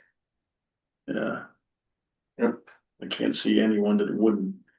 Right, and Test it. as long as they're aware, that's the biggest thing, most times And then, homeowners aren't aware Yeah. of what they have to do, you know. They buy the house, no one tells them, but now they're gonna have a deed restriction on their deed. That will explain that they have to get their well tested, that is a requirement.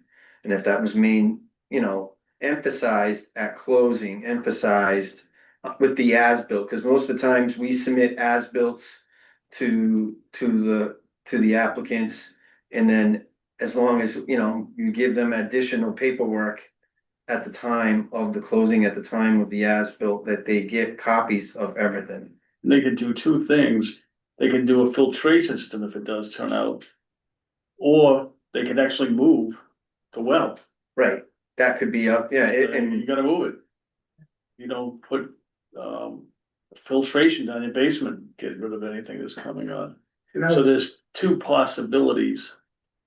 I would look at it like an annual fee in a way, where the well company that they hired would have it on their calendar once a year. Where they wouldn't even have to call to ask for it, you know, it's good business, for the well company. And I would imagine that they have, you know, other sort of similar circumstances where they just do it because it's required, sort of like when you pump your septic system. I have my guy, Holliston Septic, nice guy, every 2 years automatically, and he shows up, and I just get a bill in there, and that's sort of how I operate.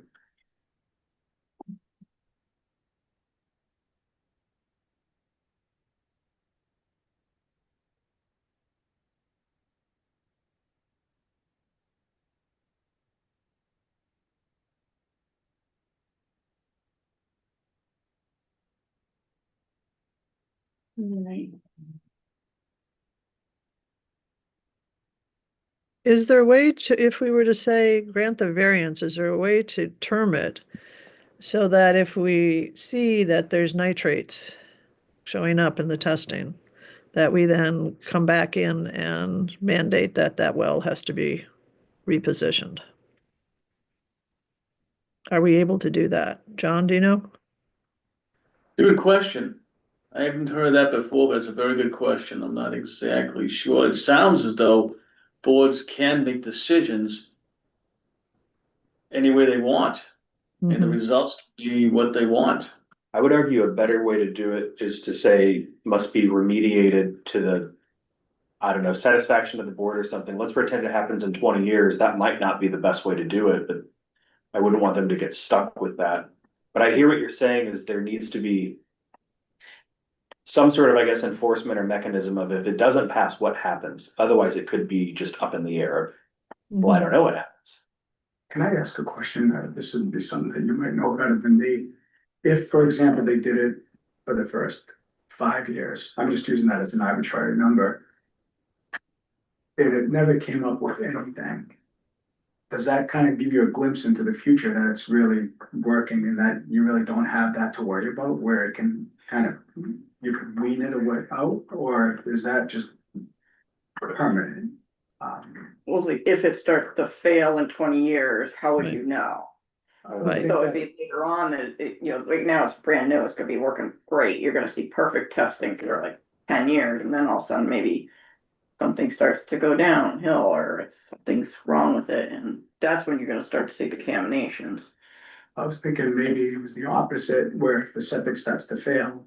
It's actually not, it's not leaching anymore, it stops leaching as much, right? So actually, if anything, it would work. I would think it would work the opposite way. But again, I'm not, Yeah. I'm thinking outside the box, just, and this is more of a question than a statement. It was failing and reaching the top of the yard, and the yard gets washed down by rain over to the area where the well is, you're in trouble that way too, if somehow. No, that happens. Yeah, but the yard's not sloped I that know, way, it's sloped right. towards the wetlands, or towards the street. It's going this way and this way and that way. As you can see, the swale here, kind of brings. It's just, I was just thinking if there was something that's in perpetuity, 100 years down the road, or it's probably not gonna be the same, well, it's not gonna be the same subject either, but it just. Does it necessarily need to be in perpetuity, or does it, do you kind of prove it out? And then maybe instead of every year, maybe 2 or 5 years, for example, just as some relief to the owner for something that may not be practically needed. I would just say, and I just to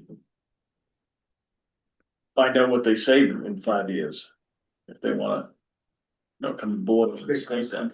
Yeah, I was Right, they thinking always that. get on board. Yeah. Right. Um, Makes sense.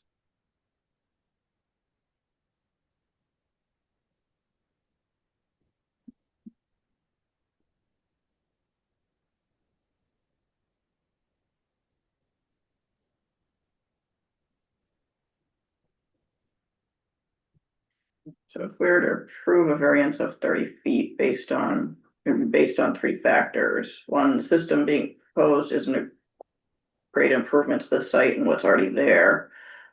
The site has 60-minute perk rate, and the hydrology of the site is pulling the water away from or pulling the septic away from the well area. Sorry, can I clarify? Because this says 72.8, so that's saying the waiver is for 73 because it's 30 close, or it's 73 away, and we're asking for a waiver of 30. We're asking, There needs to be a waiver. 20 something, right? yeah, so we're asking for a waiver for 7.2. 27.2, Yeah, I just wanted to make sure that was really clear. and it's 60 minutes, not 6. Six Per grade. would be a different argument. Oh, you did, okay, I thought I heard you say 6, I'm sorry. Just wanna make sure it's, 6-minute perk rate would be really bad. yeah, that would be. Yeah, we probably wouldn't be talking. Right? Yeah. At that point, the septic system would be a third of the cost, and I just say, Right. It'd be a lot smaller. Okay, so the terms would be, 1, a deed restriction placed on 40 Baltimore Street. 2, yearly water testing should be required to include bacteria, nitrates, nitrites, and nitrogen levels, which must be reported back to Board of Health. Three, if levels go beyond the set levels in the Millis well regs. They must get property owner must get an appropriate water treatment system installed and the system retested after that system is installed and reported back to the Board of Health. Does that make any sense? Yeah, the only thing I would argue is that it could be restrictive to say that they have to have a purification or however you phrased it. Whereas the other option would be to do Just the well. Okay. I don't, Treatment system. it's one of those where I like to leave options open in the future for Well. people. Even though that's probably what I would do. All right, so how Does about, that sound reasonable to you, Jaikarr, if we were to put something like that in, to leave it more open? What do you mean by more open? So instead of specifying they have to have a certain type of system. Instead say they have to do something to remediate the situation, whatever that might be. I'm sort of reminded when we talked to the guy about a couple months ago about a water system and we had said something about like an osmotic system, or I can't remember the details. And he had asked for something less restrictive as long as it was sufficient. That's sort of the logic I'm applying here. Right, and who determines that it's who, so basically leaving it up to the property owner to determine that equivalency? Well, I think in fact, maybe it doesn't, because they'd probably have to come to us and say, hey, we're out of compliance. How do I get back into compliance? And we might say, hey, there's 2 or 3 options. You have to demonstrate that they're the appropriate solutions. I just worry that let's pretend it's 10 years. Whatever we said now might not be the appropriate, but they might feel, I don't want them to be bound by it. Right. But what you're saying also is don't leave essentially a loophole where they can, do as they see fit. Yeah. that's why I think appropriate water treatment system, because who knows what that's gonna be in the future. Sure, I mean, that could be a broad enough statement. I just thought I would bring it up for discussion because. Appropriate as in determined by the Board of Health? So in other words, who's the enforcer? I mean, Test that comes back and shows it's negative now, or. yeah. We're asking for the test to be rerun after whatever they wanna do is done. Right. Make sure the water is safe after whatever they did. Well, I guess another way to put it is, I don't remember how you phrased it, but essentially if the testing comes back. Efforts must be made to bring it back into compliance before use or something like that. Cause that's what it is, right? It's being back in compliance with the regs. Oh, just make a statement here that because you gentlemen are selling this house, you have to do PFAS testing. Cause it's a drinking well, and we have a new system, or any transfer systems have to be testing PFAS. I think it's radionucleotides, so there's a bunch of different testing that most people don't see in the past. We just passed that like a month ago. So. Is that for pre-existing wells as well? Oh, yes. It is, so anytime you transfer. Transfer, as long as it's drinking well, the minute you transfer it, you gotta do testing. So then before it gets transferred over, then we would get that, obviously get it approved, get it done and approved. By you, we would give you the results. Actually, Yes, I think it's 20 parts per trillion for parts, PFAS, something like that, and then it's, you have to reach that amount or below that amount. And, in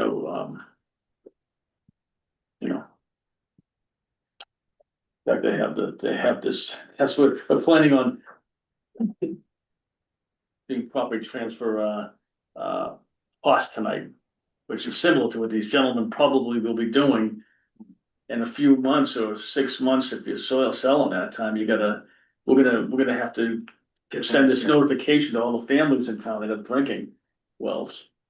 That this is out of their situation as well. Is there a amount of time from the time it does get sold to, from the time we actually had that test done from a timing perspective, do you know if it's in like a month or 3 months? So before the deed transfer, I think it is, because wouldn't the buyer wants to know they're getting safe water. right, Right. They're yeah, not gonna buy this and then have unsafe water. So it should be before the deed transfer. right, yeah, I think it is, pretty sure that's true. I think we said that, did we say that? Because I think that requires you to send it to a lab. It's a little more expensive of a test and it takes a little bit of time to get Yeah. there. That's why I asked. I'm just not sure how much time I give myself before. Because it probably takes 2 to 3 weeks, I'm guessing, to get those results back. Yeah.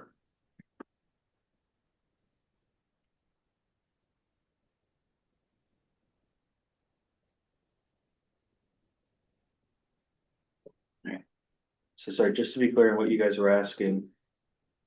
Let's pretend they put this system in tomorrow. Selling the house would trigger requiring testing, right? Yes. And then that's probably when the 1 year would start, is the idea, or whenever.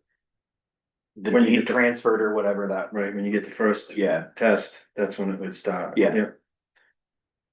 It makes sense. yeah, it seems very reasonable to me. Yeah, you're not gonna live there, you just build the house, and you're gonna sell it. Yeah. Cause I think to put the well into. The well's already in use, so. That didn't apply. Right, that was sort of what I was asking, because I haven't bought a house with a well. When you purchase it, do you get some sort of information about testing, or that's all upon the homeowner to like? Usually, we'll get I personally always get well tests before I sell the house, because I know they're gonna ask for it. Yeah. Okay, But now I think the difference is they require more extensive tests. The PFAS The and stuff, yeah. PFAS, which is. We've gotta send these messages out to all the known drinking well people. Yeah, it sounds like a problem since there were already 2 200 tonight, plus we or know minus. sounds like we just need to send it to everyone. Yeah, They should have a well. yeah. Some of these wells that were back in the 1940s and stuff, you're lucky if you know they're on a well, but if they're not taking town. Town water, they must be doing something. So that. You would assume people know, Yeah, right, doesn't mean they wanna say anything. yeah. Yeah, let's be honest. Alright. So I'll just say I'm personally supportive of what we've discussed. This is again just 1 out of 3, but it seems pretty reasonable to me with the different variables discussed. What are you thinking, Jacor? Want me to read what I've been reading?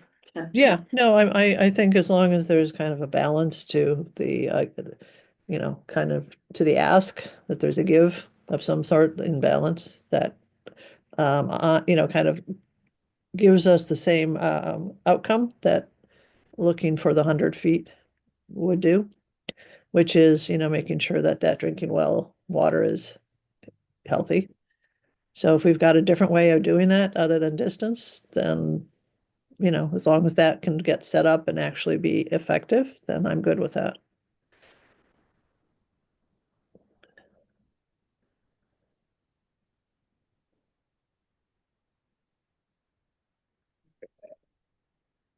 Alright.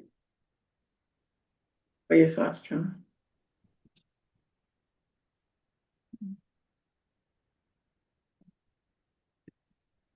I think it's probably. Now we talk about the MPI in the soil, in the. High ground going away from the well. It's possible that it really, I'm not a scientist for this, but to me, it sounds as though it's probably equal to 100 feet, if not more, because if the 100 feet were less than 2, I'd be like, which one would you want your well next to? I'd probably say the 70-foot right now, than the one with the less than 200 feet away from my well, because of the speed. That contamination will go down with nothing to treat it. You know? Okay. But I can't prove that, but I can. Yeah, I can say it from. I mean, we could, but it's not worth the effort. We can need Yeah, labs time. and labs and everything. Do a lot of, Yeah. someone else can do that.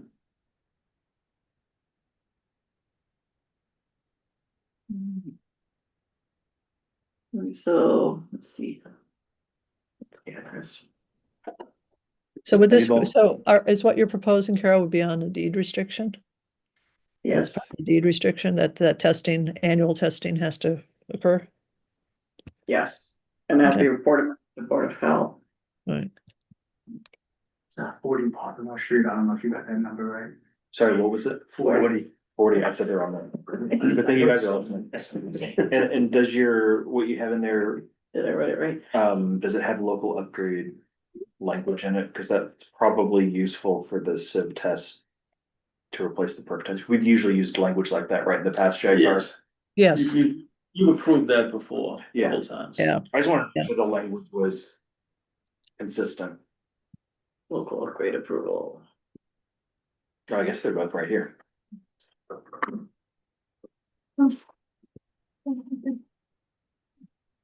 Oh, it's nice when they do that.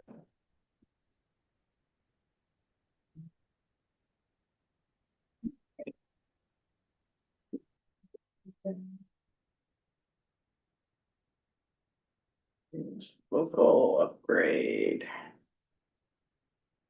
Approval required to allow for sieve testing to replace the perk test due to water table and request.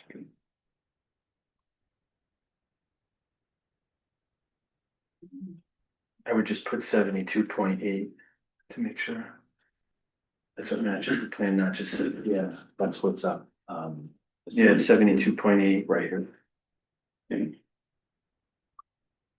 Request for reduction existing well to new reach field to the 72.8 Correct. Yeah. instead of 100. Okay. Okay, so motion to approve 40 Baltimore Street. Giving a 27.2 foot variance based on 3 factors. One, the alluvion system proposed being an improvement to the site. 2, the site's 60-minute perk rate using the local upgrade approval, which is the local upgrade approval required to allow for sieve testing to replace a perk test due to the water table. And for this requester, due the existing well to new leach field to be 72.8 feet instead of 100 feet. And number 3, hydrology of the site in consideration. Taken into consideration. Okay, so the following terms shall be on the property. 1, a deed restriction shall be placed on 40 Baltimore Street. 2, yearly water testing shall be required to include bacteria, nitrates, nitrites, nitrogen levels, which must be reported back to the Board of Health. 3, if levels go beyond set levels in mill swell well regulations, efforts must be made to bring the system back into drinking water parameter by such actions as installing an appropriate water treatment system or moving the location of the well. The system must then be retested and the result reported back to the Board of Health to ensure safe drinking water.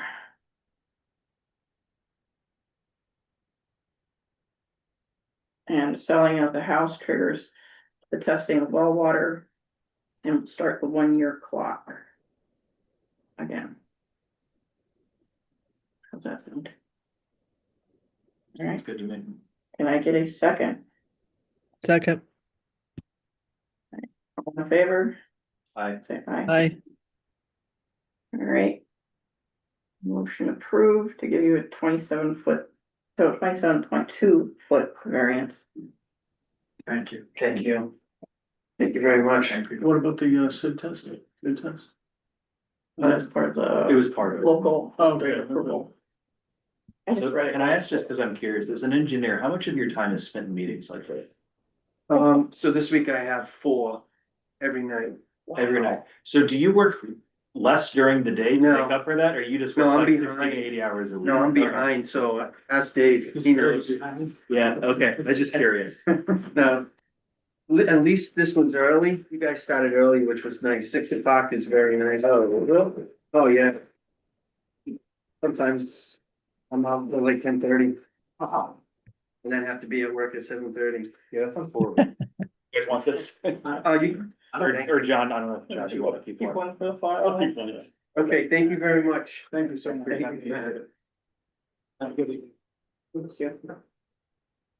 Thought I worked a lot, that sounds crazy. That's all. Public hearing. But they look really good money. I'll email you what I wrote down from that. Just send that out right now.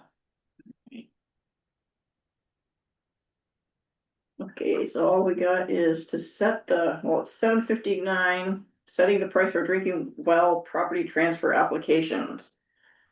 Can I just say, John, I thought what you mentioned was really interesting, because I was sitting here thinking, if I were to put dye into the ground, how long would it actually take to go through that soil and reach the well?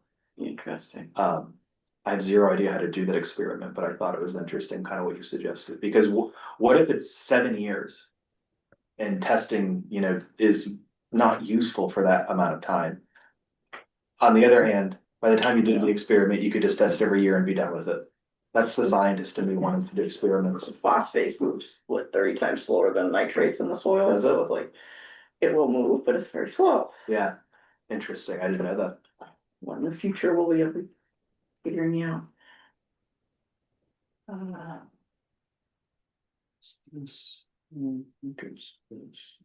right, so we made this form, cause in our new regs, we require the testing of, It's not the right, it's constructing a well. yeah, it's not the right one, you see. So we require all water supply transfer, we gotta put a. What is the funny numbers? 324. They're like arbitrary. It looks either made up or calculated precisely. Where did 324 come from? That's very interesting.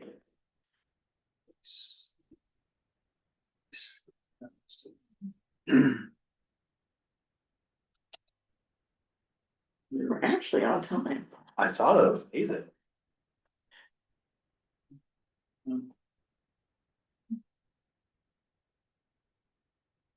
It's not often I walk in and there's no seats for the board members, usually it's like this. They're really upset about that building. I could tell, Bridge Street. yeah.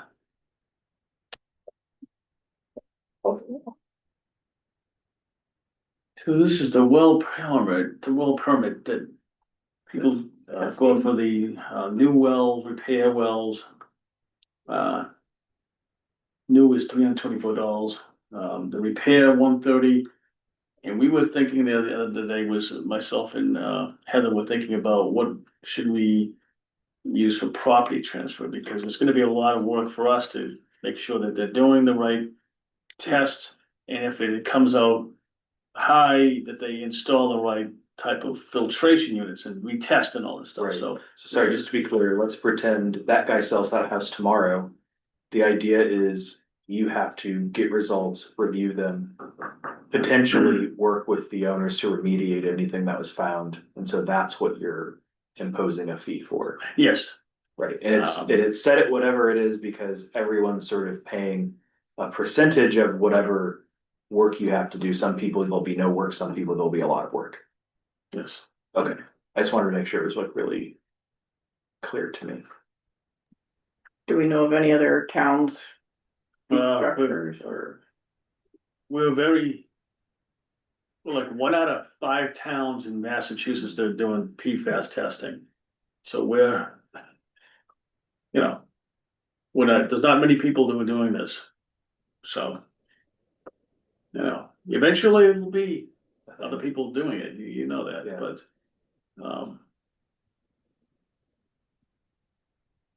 And, so we would think of, we would think. They're also gonna be asking, why 324? What is with these people? Hang on. We would think it was for transfer, it would be $100. Everything else is 130, 324, and lower than that, but it's still there, $100. Sounds about right, but it's not really, taking everything. Right, they're not burdensome. Right. But it does. So what happens, where does that money go? It goes into town. Okay, Yeah, town. I just wanted to make sure that. Not knowing much about fees, that it goes somewhere where it is. Essentially supporting your salary, which it sounds like. No, it just goes into the regular town money. We generate, I think, up to $25,000-$30,000 a year with all the different, in general. Permits, licenses. Yeah. And stuff like that. Okay. And so, that's. For one, I think. Under note, it says portable, I think it needs to be potable. Was that? You're right. Under note, the last. Transfer word. of property with portable wells. With property with. Potable? Potable, take out that. Potable, should be potable. Oh, okay, yeah, okay. I would have solved that guy's problem earlier. It's portable. Yeah. Like the town Ah. of Grantham charges $90 to review well tests. It was not, it was in an hour there. I didn't see Did it. you see it? I didn't see it either. Yeah. I gotta save this now. Do this, huh? You see. To be fair, it's right earlier, it's just that one spot. Yeah. Did the question ever get answered how the 324 ever was arrived at, the figure of 324? We did that like 4 years ago. Remember we had all we had the fee? You were here. You were here. We did it all. We said, oh, well, we did like, it was calculations between like. I kind of remember you had a big spreadsheet, didn't you? Yeah, I did. Yeah, it was a big, yeah, that I remember, but the 324 is such a random number. Yeah. Very interesting. Yeah. Well, the town of Rentham charges $90 to the Board of Health to review well testing, results. So 100 is not unreasonable. Yeah, it's It's- not it's unreasonable. $100 is within, Rentham does it, you know it. And it's when a house, when a $700,000 home is changing hands, Yeah. $100 is, not gonna be much at all. Yeah. In today's day and age. Stoughton charges $125, it's a steal. Oh, okay, so There you it's go. reasonable. Yeah. But it's good to in find the out where it's range, reasonable. in the range. $100 is fine. Yeah, I'm supportive of that because we could always go back and change it if we find out it's way too much or too little. My guess is we're not gonna see a lot. But if we do, then we know we need to go back and actually adjust it because more of your time is going into it. But at least we adjusted it the appropriate way, not the other way. Wow. That would be my take on it at least. There's some towns that charge for everything. Oh, yeah, Look at this. that's crazy. Every time Joe went out, we'd be charging one. What's that? Just looking at Board of Health fee schedules for septic The or, towns? Geez, they even charge you by the bedroom. yes. There's some towns that do a lot more charging than we do. Oh, yeah, yeah. Yeah. Definitely. I think $100 is fair. It seems okay. It's when you're selling the house. Motion to set our, drinking well property transfer application pricing to be $100. Well, sorry, can you say that again? Did you say for property transfer? A motion to set the Board of Health, drinking well property transfer pricing at $100. Second. All in favor? Alright. Aye. Right, So how easy can you find that spreadsheet, John? What's that? How easy can you find it? I'm curious. Oh, it's in there somewhere. It's in there He somewhere. came back with 324 and 65 cents, and we were like, John, you just rounded You it. know? I did something from like, I remember I did something from, what was that stuff that I can't remember what it was like. I have a whole formula for it and it was. It was pretty reasonable if I Yeah. remember right. It had to do with, what the heck was it? Yeah. I Okay, can't- we gotta go out. I can get it back and I'll Right. show you what it is. I do think Jaycar made a good point earlier. Which maybe you and Heather have thought about over the years, but how do you track the things? That we're supposed to be checking in on? You probably have a system for it, but. Like one example is, I know that you guys do the food permit testing. I've never asked, how do you know when to go see Roche Brothers or how to go see anyone, but I assume you have a system in place. Is this like a calendar?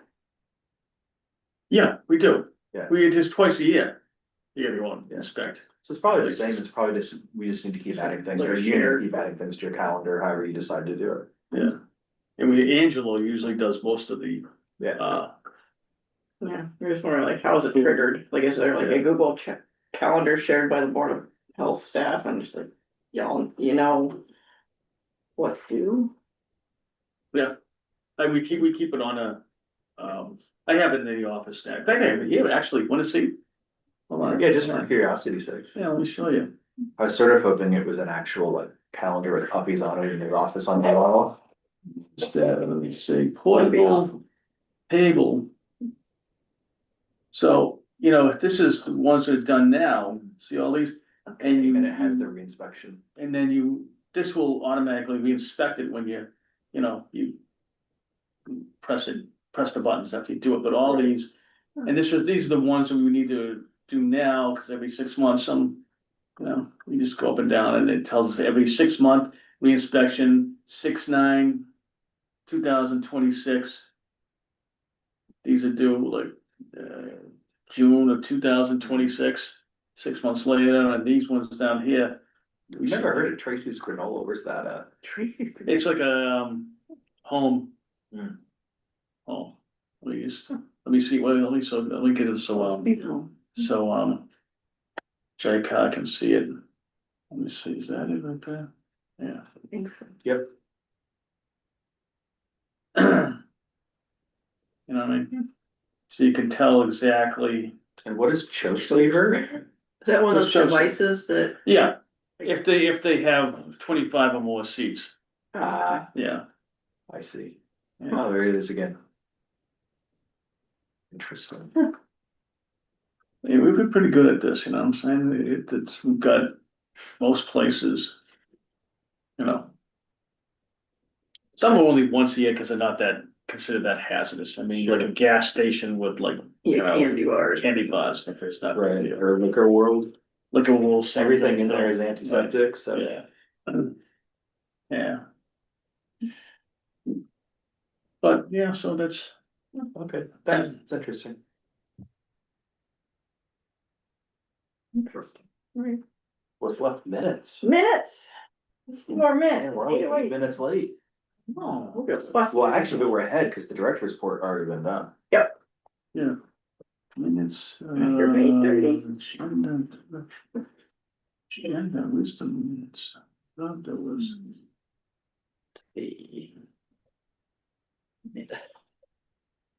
Okay, yeah, that's in. Under.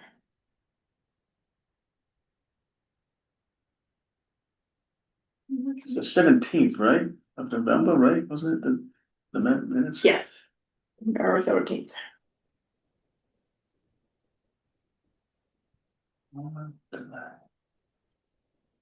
That's not it.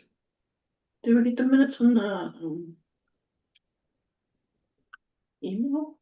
Meeting minutes, okay, there you go, yeah, okay. There we go, 17th.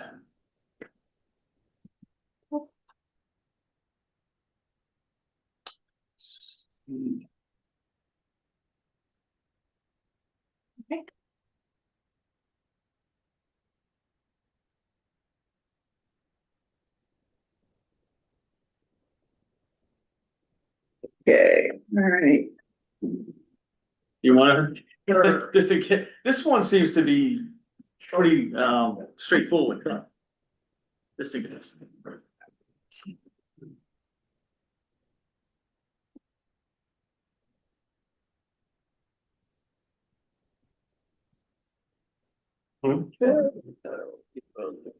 Looking at data.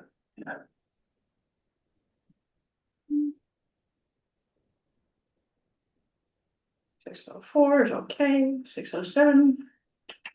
You do any western blots in your day? Yes, Western blot. oh, yeah. Yeah. Yeah. I used to do a lot of vaccine work and stuff. Oh, okay. I did this, oh my God, I did all This kinds is of stuff. there's Diphtheria, we did, I ended up growing, Park season. the house, tetanus. We used to grow this Really? really, like with like one thing would kill us. Yeah. I took it, amount of stuff before we. Future meeting, any issues Put with some that? chemicals that didn't do, make them, believe it was. In state, the FDA, one thing closes down to years, but because we were the first one in the country. They said, we're gonna You let you good with all go. that, Jakar? Sorry, Yep. I'm looking at something. Yep, I am. All right, move it up.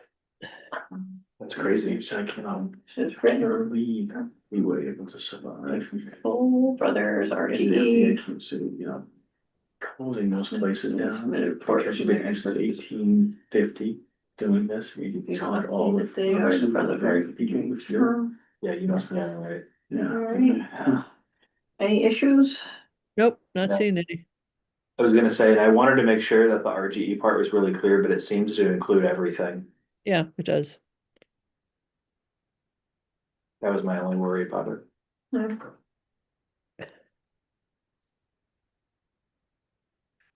All right, Seems reasonable. okay. Motion to approve the November 17th, 2025 meeting minutes. Health, Okay. all in favor? Hi. Aye. Alright. We are approved. The.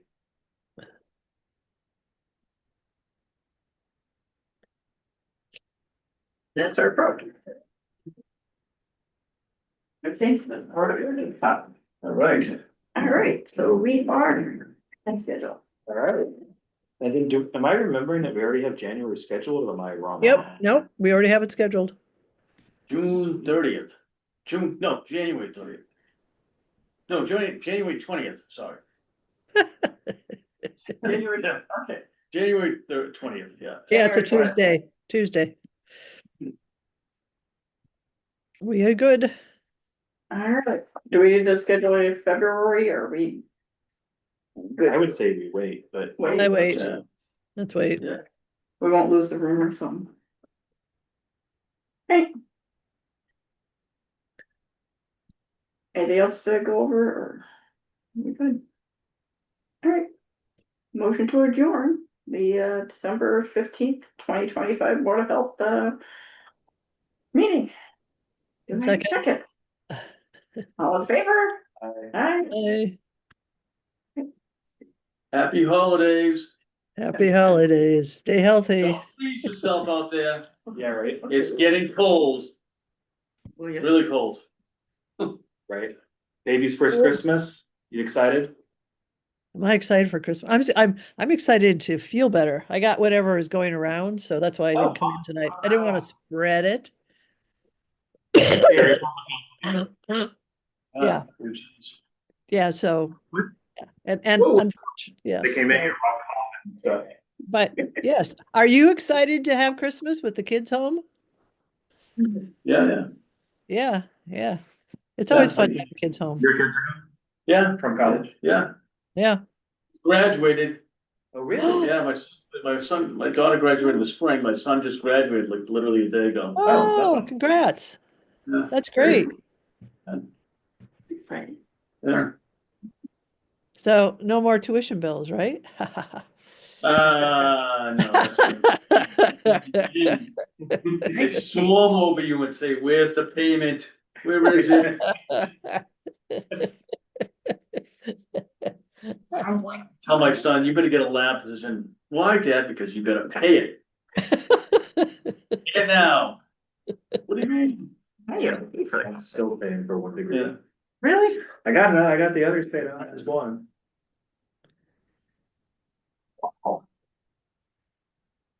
Yep. Yes. Yes. All right, Well, Bye. enjoy, stay healthy, enjoy the holidays, whatever they are for you all. Holidays, all right. and, see you in January. See you in January. This is gonna be a big, that's gonna be a very interesting meeting.